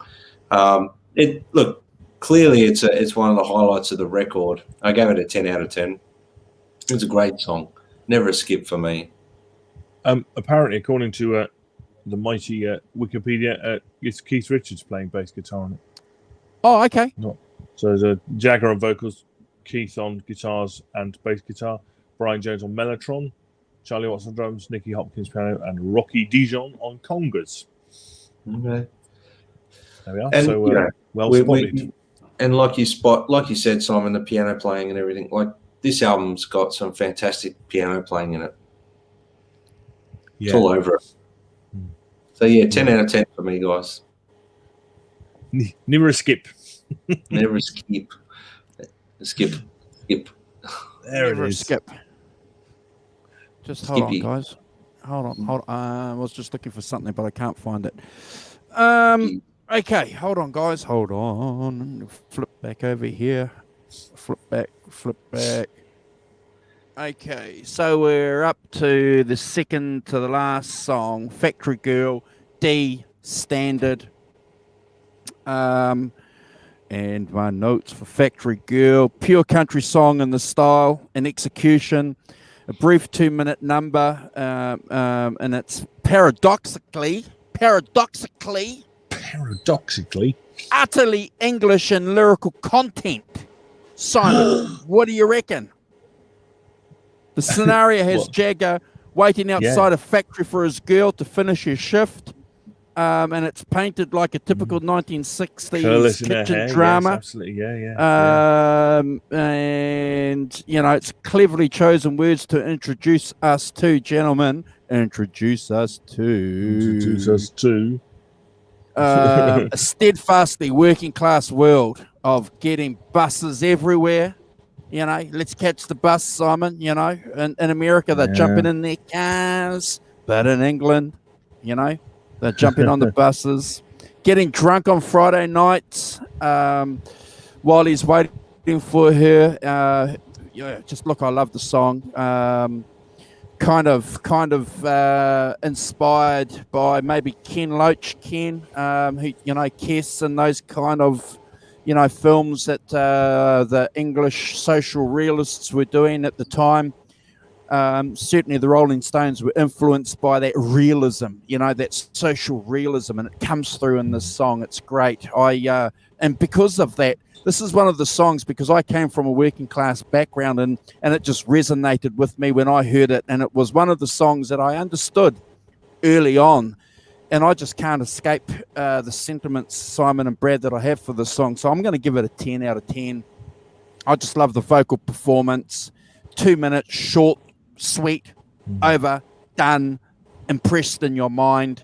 It's there for rock and roll history. You don't have to go on for 20 minutes, do you? Sometimes 2 minutes is just good enough. Simon. 2 minutes, always good enough. 2 minutes. Yeah, interesting little song. I read that it's similar to an Appalachian folk tune, which is kind of, we'll have that. But you're absolutely right about the lyrics. I was going to bring it up. Very English kind of vibe to it. Wait for a girl, my feet are getting wet. Welcome to the rain. Not today. But yes, very kind of English feel to it. But also that's kind of backed up with that kind of folky sort of feel to it, doesn't it? Kind of thing. We're having a mandolin on it and having a violin and mandolin, which is Appalachian also, but English folk music too. And the tablas bit, which is with Charlie Watts played with his sticks. I'm not reading that comment. Which one? I get into enough trouble. Yeah. He's talking about 2 minutes. No idea what he's talking about. No, nor do I. Songs, clearly. Yes. But so I think that's the thing about Charlie Watts saying that he did something you shouldn't do, which is to play tablas with sticks instead of your hands. Yeah. Because it's really difficult to do and really hurts if you play with if you're doing all of that, which is really. I've had a little go, and I don't know. It takes years of training to do it. Typically, one of those things you think I could do that, and then after 2 minutes you go, actually I can't, due to my inadequacies. But it's just So again, it has a kind of different vibe and a different tone to it to the rest of the songs on the album. I think it's introduces some new stuff with mandolins and violins, particularly. I think they're really cool. And I think that it's a 9 out of 10 for me. Never a skip. I like the fact that it's that kind of track before last thing, isn't it? Where you do something a bit different. How many times have we commented on that as that position, that track number 9 or whatever it is? It is 9, isn't it? The track before last. You do something different. You do something new to introduce a new sound or a new vibe into something, which is really good. Great song. 9 out of 10 for me. Never a skip. This is an open tuning, Andrew, isn't it? Did you say that? Yep. Open tuning. Yep. It's got that real open tuning vibe. It's a real folksy country vibe for me. It's interesting. Like, we're in that late 60s period, and I firmly believe songs like this even influenced bands like Led Zeppelin to do some of the material they did, which was more folksy and country vibe with the acoustics and that. Myself, that's just what I'm seeing. I'm sure they were an influence, the Stones, to Led Zeppelin and bands like that as well, that did dabble with that folksy sort of vibe. It's I really enjoy the percussion. It's a nice touch. The vocals are great. It's an interesting song and a great second to last song on the album. I'm not going to sort of touch too much more on what you guys have done, but I'm going to give it an 8 out of 10. And it's never a skip. Great song. Awesome. Yeah. Awesome. Last song on the album, guys, and another deep cut that doesn't get, I think, the attention it should deserve. So Salt of the Earth concludes this album in a grand, majestic way. The title comes from Jesus' Sermon on the Mount, which refers to his disciples as the salt of the earth, and they must remain so if they don't want to be trampled underfoot. And the expression "salt of the earth" comes to refer to everyday, unpretentious, common people, a kind of noble savage in the working class world. Just deep stuff from the Stones, and the Stones, I think, just love. When I hear them sing the song, when I hear the song, it's something that I think they're genuinely happy to present to us. And it's not with a religious zeal. It's very. I pick up. It's a materialistic song. You know, it's about the conditions. Just listen to the lyrics. You know, Simon's probably got them there already for us to talk about. You know, yeah, which is great. And the songs, you know, Faceless Crowd. Yeah, look, what else have I got here? Keith Richards sings the first verse, which is really interesting. His voice on this song is pretty good. He's a pretty good singer, isn't he? Early on, gets a bit gruff and rough later on. It's obviously a result of too many cigarettes and drinks. I love the song. I'm gonna give it a 10 out of 10. I was hovering around 9, but this morning when I looked through my notes, I'm going to give it a 10 out of 10 because of the content of the song. You know, it's a toast to everybody. It's the Rolling Stones, I think, saying thank you to their fans. It's something that's heartfelt and genuine. It's authentic, and we've used that word a couple of times to describe the Stones on this show. And I think this is authenticity from a humble, thankful position. Simon, it's a 10 out of 10 for me. Yeah, it's an interesting song, isn't it, Fred? It's kind of sort of paean to the working classes. Apparently, reportedly, it was inspired by John Lennon, and with Jagger attempting to write a working class anthem type song, which is clearly what this is. Kind of, as you say, raising a glass to the working class. You know, I don't think they were quite from the working classes, were they? Jagger and Richards. Maybe Richards was a bit, but so you can see that it's kind of end of album. But you know, again, that kind of acoustic strum and then the electric pick slides over the top kind of thing, both done by Keith. Piano in for the second verse, and I like the fact that, you know, 2:10 it breaks, you know, just have singing, and then it's got a gospel choir on it, interestingly, which is a very kind of clearly American vibe. But and I'll notice it gradually speeds up at the end, which is one of my favourite things.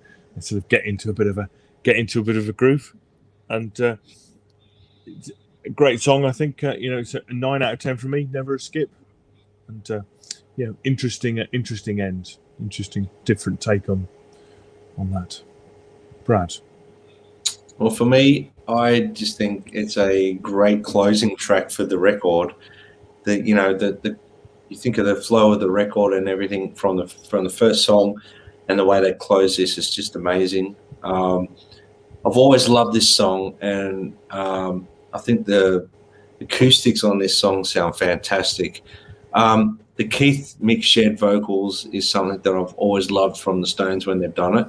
You know, whenever they've sung and done things together, or whether it's a harmonies and this and that, I just love them two working together vocally. It's great. I love the slide work, but I have to say, at around that 120-minute mark is where the song actually really takes off for me and comes to life. Some of the, you know, it's very earthy vibes throughout the song, and I think, you know, they're trying to capture a lot of that lyrical content with the way they're performing, and, you know, bringing in those female singers at the end is just epic. That gospel choir, and for me, when I listen to some of my favorite bands like the Black Crowes, this is where they get their influence from. For me, you know, they're heavily influenced by this. If you listen to,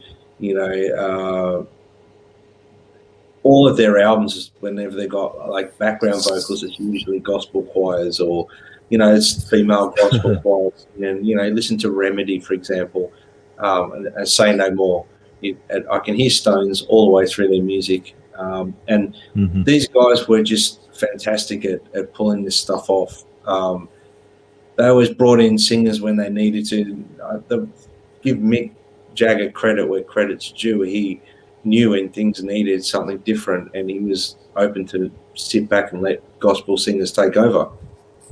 This is where I think Mick Jagger is a genius, because before we get into the choir, the Watts Street Gospel Choir, he's singing on that fourth verse. He's talking about grey-suited grafters who are locked into an unscrupulous life, and they're forced to choose between two terrible options, cancer or polio.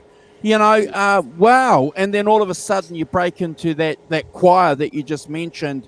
So it's almost as if the choir and the music has solved that problem, that horrible dilemma. It's just remarkable how the Stones have done exactly what you've said. Yeah. And it has... For me, I have to give it a 10 out of 10. I've always loved this track, and for me, I just think it was a great way to close the album. It started off on a really strong track, and it's ended on a strong track. It's had a lot of color all the way through it. But yeah, this is probably one of my favorite songs on the record, definitely. Yeah. It's kind of it has a protest element to it, doesn't it, as well? That thing about thinks for the raving millions who need leading but get gamblers instead is definitely an element of protest in that as a thing. But great song. Yeah. Great album. Look, I agree with you, Simon. And being a Stones nut, I think one of the tragedies that we have to do on the show, guys, one of the tragedies is actually take an album, a classic album, and break the album down to its component parts and rank them. So you get some surprises in there. There's a couple of 7s, a couple of 8s. But when you look at this album on the whole, Beggars Banquet transformed the Rolling Stones from an R&B pop band into a fully fledged rock phenomena. So on the face of that, the album is what? It's a Brad score. The album's certainly, it's a 20 out of 10. And Simon, went on to influence players like Jimi Hendrix. Jimi Hendrix loved this album, loved what he was hearing. So not only did, the young people and everyone else get into this album, you had giants of popular culture and popular music getting into it. I love the album. Simon, have you got a conclusion for the album, and then we can pass it on to Brad? Yeah, I agree. I think that it's the first album where they actually find their true direction that are going to take the Stones forward, as you say, Andrew. Before that, they'd been started off as a blues copyist band, then they got into sort of pop, if you like, pop, and stuff, and sort of experimented with lots of things, and then gone off with a Satanic Majesty's Request, which is clearly not a great album, and a bit of a, something as an answer to Sergeant Pepper's, which is never really a good idea, I don't think, as a way of operating. But so I think this is them actually finding the real way that they can interpret the blues influence, but turning it into more of a rock thing. Clearly we're going to sort of the rock era now, turning it into that, and that this being the blueprint for what they carry on and have done for the last 50 years. So I think it's probably a really important album from that point of view, if nothing else. It has some absolute bona fide classic tracks on it, tracks that get played all the time, but a lot, Andrew, as you said, a lot of under the radar stuff, but those tracks form the blueprint of what they go on and do next in many ways. You know, Keith starts doing the open tuning stuff, a lot of open tuning things on here. The acoustic stuff carries on, you know, but and the rock thing in Street Fighting Man particularly. Jagger's Leap as a songwriter. Jagger's Leap as a songwriter, yeah, lyrically and stuff. You know, it's not nothing on here is Satisfaction for sure, is it? You know, or Under My Thumb and things like that. Yeah, long way from those tracks. There's a kind of social realism to a lot of this stuff. Andrew. So I got one question I want to ask you guys, and this goes to all the cats in the chat too. So this is a popular music album, Simon and Brad. You know, we've established that most of the albums we rank and discuss were popular albums, weren't they?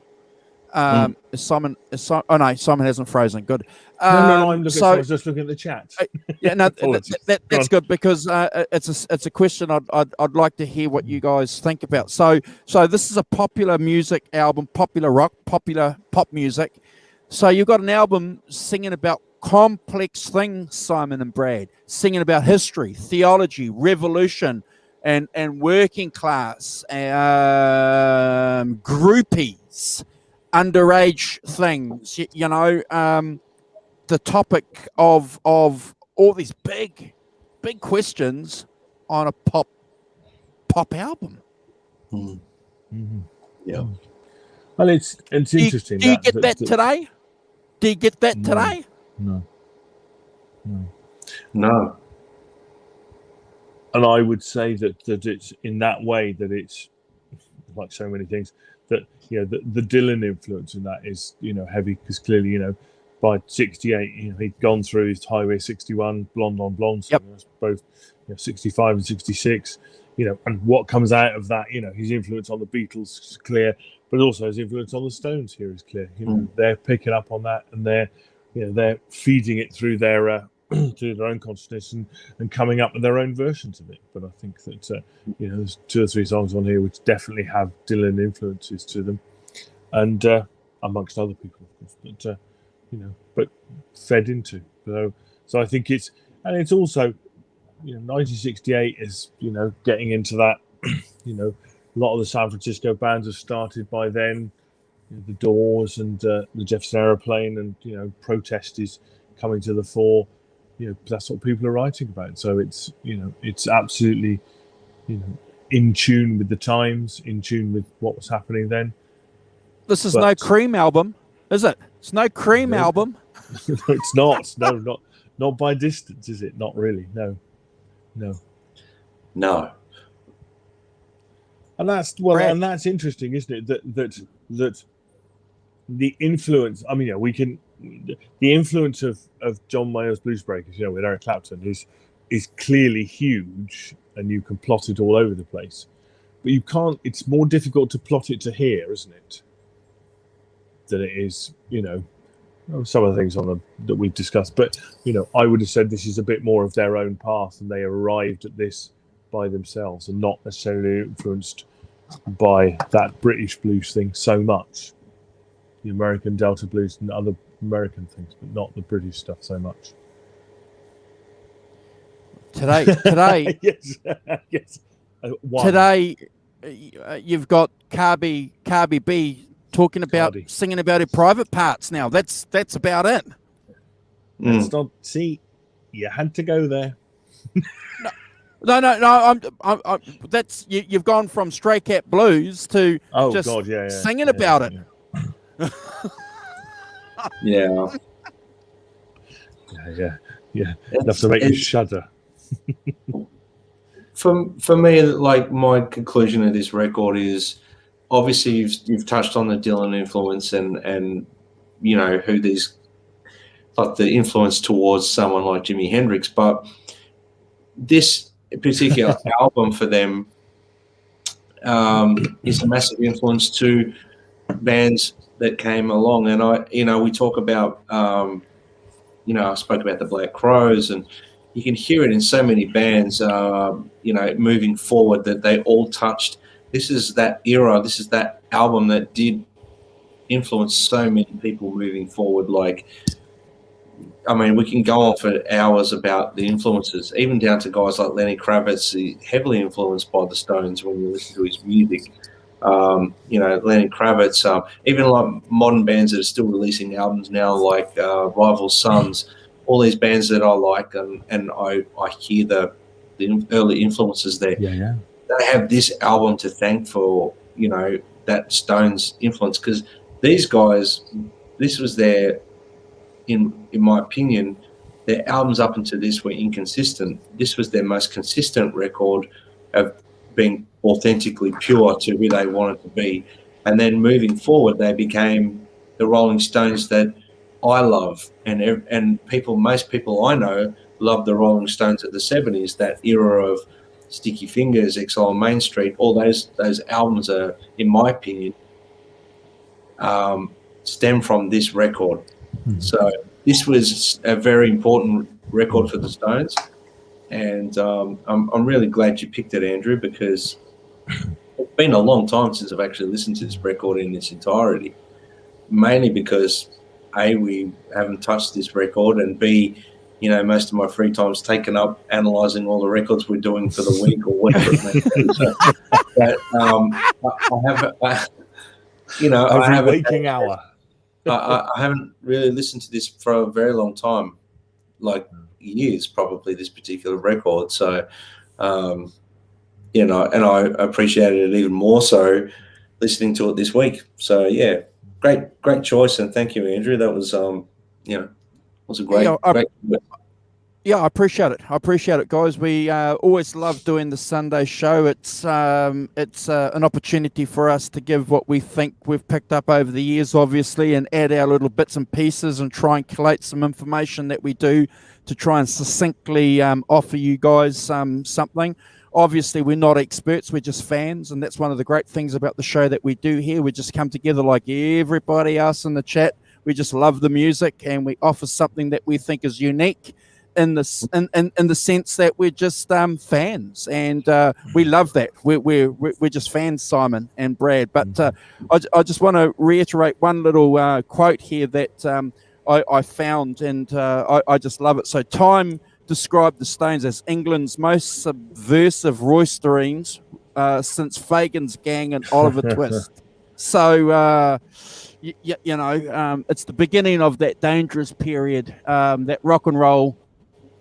That rock and roll is going to become, and I think my co-hosts and I don't know how. I'd love to talk about this a little bit more, about how rock and roll is going from being mainstream, from being a commercial commodity, to within a couple of years, wow, there's something going on. Hey, there's there's something going on. And the Stones obviously are right in the middle of it. Look, I love the album, and it's the beginning of the golden run, isn't it? And everybody in the chat's agreeing with that. Let It Bleed, and then Sticky Fingers, Exile on Main Street. It's Only Rock and Roll, Goat's Head Soup, Jeepers. What a legacy. Yeah. Black and Blue as well. I like Black and Blue. Black and Blue is a great album. Yeah. Black and Blue. Tattoo You.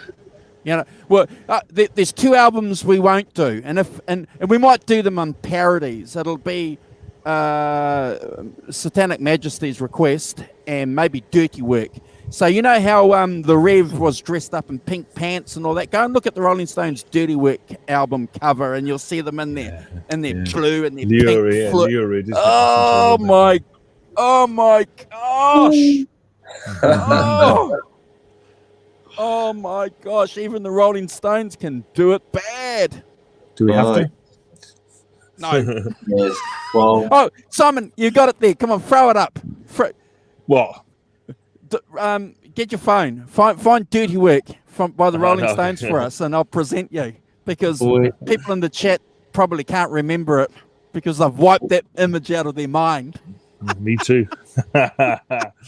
Unfortunately, we didn't get Kurt in, so we couldn't heckle him a bit. But I think he must have dropped off to sleep, because it's pretty late where he is at the moment, isn't it? So It he was going to drop in, but if anyone hasn't watched yesterday's show, go and have a watch of it because Kurt raised the bar of the show by his attire. Yeah, here we go, guys. Apologies for this. I'm only showing it. Look at that. Yeah. That's not. Come on, you can do better than that. Machine of Doom. Those jagged trousers are yellow, I think. Mm-hmm. Sorry, it's not great. Yeah.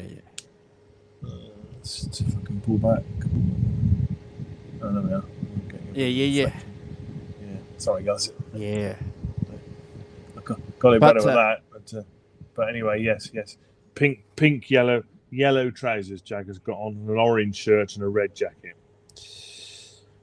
Somebody needs to speak to him about his colour coordination. On that, has anyone seen the was it the silent music videos that someone did they pulled out all the music for Dancing in the Street with Mick Jagger and David Bowie? It's fantastic. You're dancing. Dancing in the street. The bit where David Bowie jumps off the stairs is like, Shit. Hold on. You guys talking. I'm going to find it and play it. Hold on. oh goodness. Hold on. I'll just I'll just pick up on something for Mark Tanner said that in the chat. I don't know, but I think you're giving Dylan more credit for influence than I really hear. Just my thoughts. I know, Mark, I know what you mean. I'm thinking there's 2 or 3 tracks lyrically which I think are Dylan influenced for sure, and maybe some electric blues on Highway 61. But yep, I agree. It's it's in there as an influence, but it's not an overriding thing. But on the other hand, you can never underestimate the influence of Bob Dylan. I think Dylan influenced a lot of people in that era. He was such a, whether they liked him or not, he was influenced because Oh, here we go. Oh God, here we go. Get ready for a bit of a laugh, guys.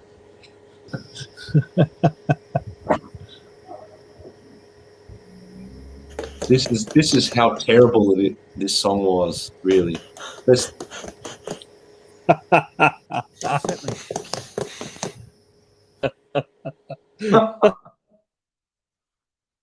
Even rock and roll geniuses. Oh man. Oh my gosh. That was a very low point in Great careers, cause. honestly. What were they thinking? Honestly, it's one of the worst songs, and that video is horrendous.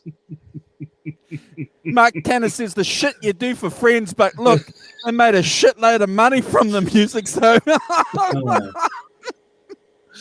that was a horrible version of that song they did, and I don't want to offend anyone that loved it, but I couldn't stand it, and the video is just it's so bad. it's like one of those things. You turn the sound off, and you just have them moving. And go, what are they doing? I was just like, terrible.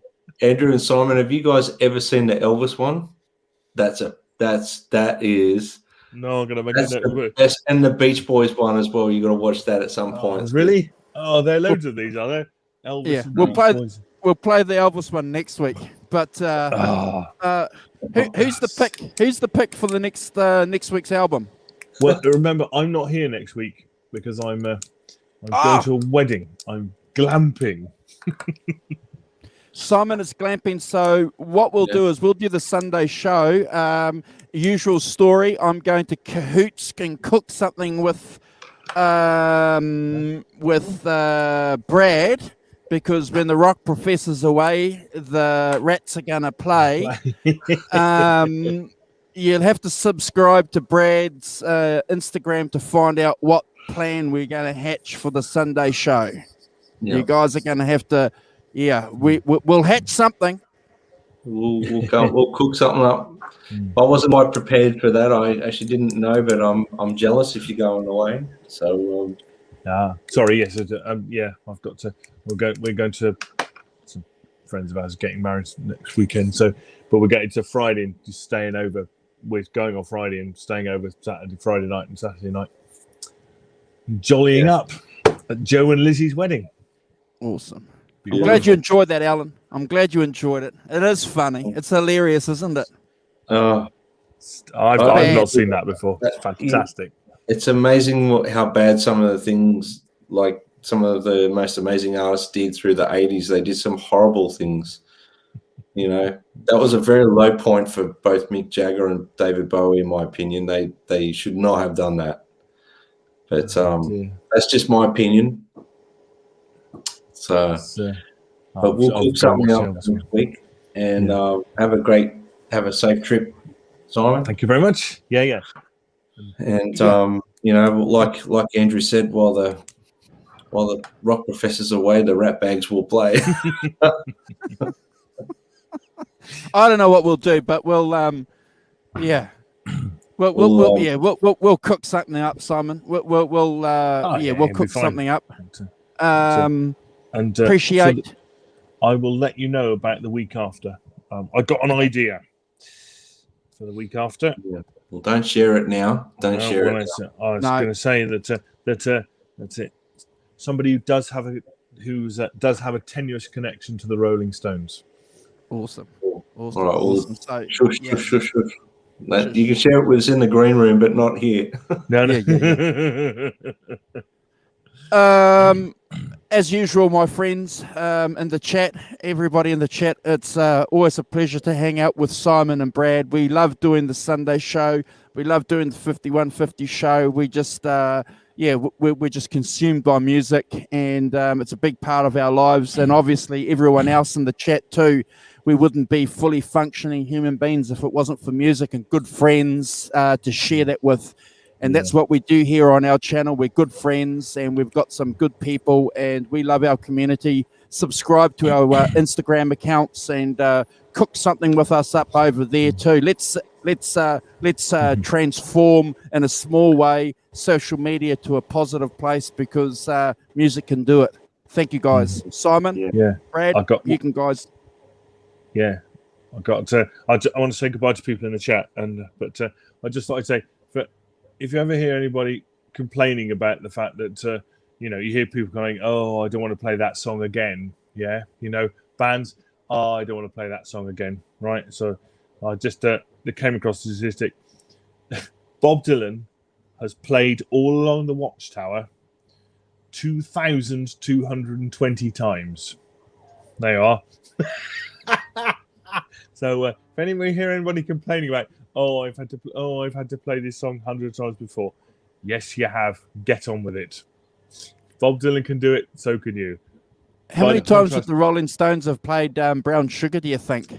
1,136 times. I was hoping you wouldn't ask me, but Jumping Jack Flash is the one they played the most. 1,167 times they played it. Wow. So hey, Luca. Hey, Luca. It's yes. It's if you hear anybody complaining about the fact that, I've played this song hundreds of times, the answer is get on with it, chaps. Hey, I'm going to interrupt you. That's a bloody good idea, Mark. So Simon, that's a bloody. So Brad will pick 5 top Australian bands, and I'll pick 5 top New Zealand bands, and we'll talk about. What do you reckon? What do you reckon, bro? Yeah, we can do that. We can do that. Yeah. It'll be the Aussie New Zealand takeover, the Anzacs. Anzacs, yeah. But what I'll have to do though, guys, to make it even, so we can play established YouTube songs, because we won't get monetized for it. So Brad, try and see if there's some YouTube clips, and we'll play New Zealand bands, 5 New Zealand bands, on YouTube, and you can pick some Aussie bands. We'll do it that way. That's a bloody good idea. All right. Just to answer Luca Ferreira's question, Satisfaction is not the most popular. Satisfaction has been played 942 times and is 5th in the Rolling Stones list. Tumbling Dice is 4th. Honky Tonk Women is 3rd. Brown Sugar is 2nd, and Jumping Jack Flash is 1st. There you are. Well, I guess that makes sense because Jumping Jack Flash was a lot early, probably the earliest one, wasn't it? Yeah, Out of the lot. yeah. Oh yeah, absolutely, yeah. It's, but yeah, interesting that if anybody, as I say, if you hear anybody whinging on about it after like 2,220 times, get on with it. That's a lot, isn't it? Anyway, we'll say goodbye to Hugh Caldwell. Thanks, Hugh. John, ZD351. Thanks, John, for joining. Arvin, cool, as ever. And Mark Tanner. Thanks, guys, for your comments. Luca Ferreira, Teresa, Maria de Souza, Ellen Forrestine, of course. Take care this week, guys. Crappy Luxury. Good to see you, Crappy. Thanks for joining us in. Hugh Caldwell. We had Johnny Heartbreaker from earlier. Thanks, Johnny, for joining. We had Texas Jackdaw as well. He went to bed. Michael Smith. And the guys from the Johnny Bean Show. Are we going back further back up? Here we are. Jay 708, Johnny Bean, Michael Smith, Keith Campbell, Jazz Thunder 50, great name. Majestic PB and J Cat. that's a good Jazz Thunder 50. Browns fan. Linny Lou, Bent Tom, Tim Thomas. Thanks all for joining. Sonia, of course. Thanks, Sonia. I think that's probably Brian Spalding as well. Thanks, Brian, for joining. Cheers, Arvin. Yeah. And Nelson, of course, the mighty Nelson Rodriguez. This is Jackdaw. See, we had lots of people in. Very good. Thank you, guys, for watching. We had 24 people at one stage watching us, and at the moment we've got 18 people on. So really appreciate that, guys. If you guys can hit the thumbs up, please, that really helps the channel. I watched the YouTube video yesterday. Thumbs up helps with the algorithms. But I'll let you guys know something, though. We've got the viewing hours to help the channel. When we get 1,000 subscribers, you have to have 4,000 hours, and we're on about 6,500, 7,000. So we get the views. We just need to get the subs, guys. So if you can help us, that'll be great. Going up 624. Thank you so much to everyone subscribed. Awesome. It was really cool. Really cool. Awesome. Okay. Cool. All right, guys. Brad, thank you very much. Your turn. See you in 2 weeks. Your turn to say goodbye to everyone, Brad.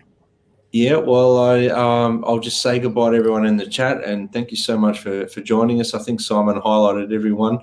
Wanted to also say a big shout out to Warren. Warren. Yes, Warren. You're the best, buddy. Hope you're all mate. We hope you're good. Keep fighting, keep strong. And our chat's not the same without you. Look forward to catching up with you soon and your cheeky antics, and I've still got your Eric Clapton strat here, so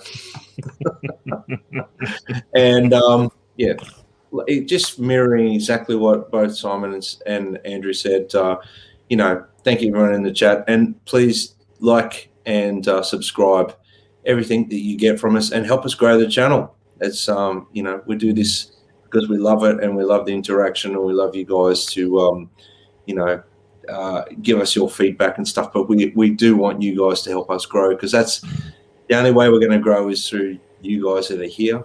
So share the channel, and we look forward to, by the end of the year, we want 1,000 subs, and I think we can do it, but we need you guys to help.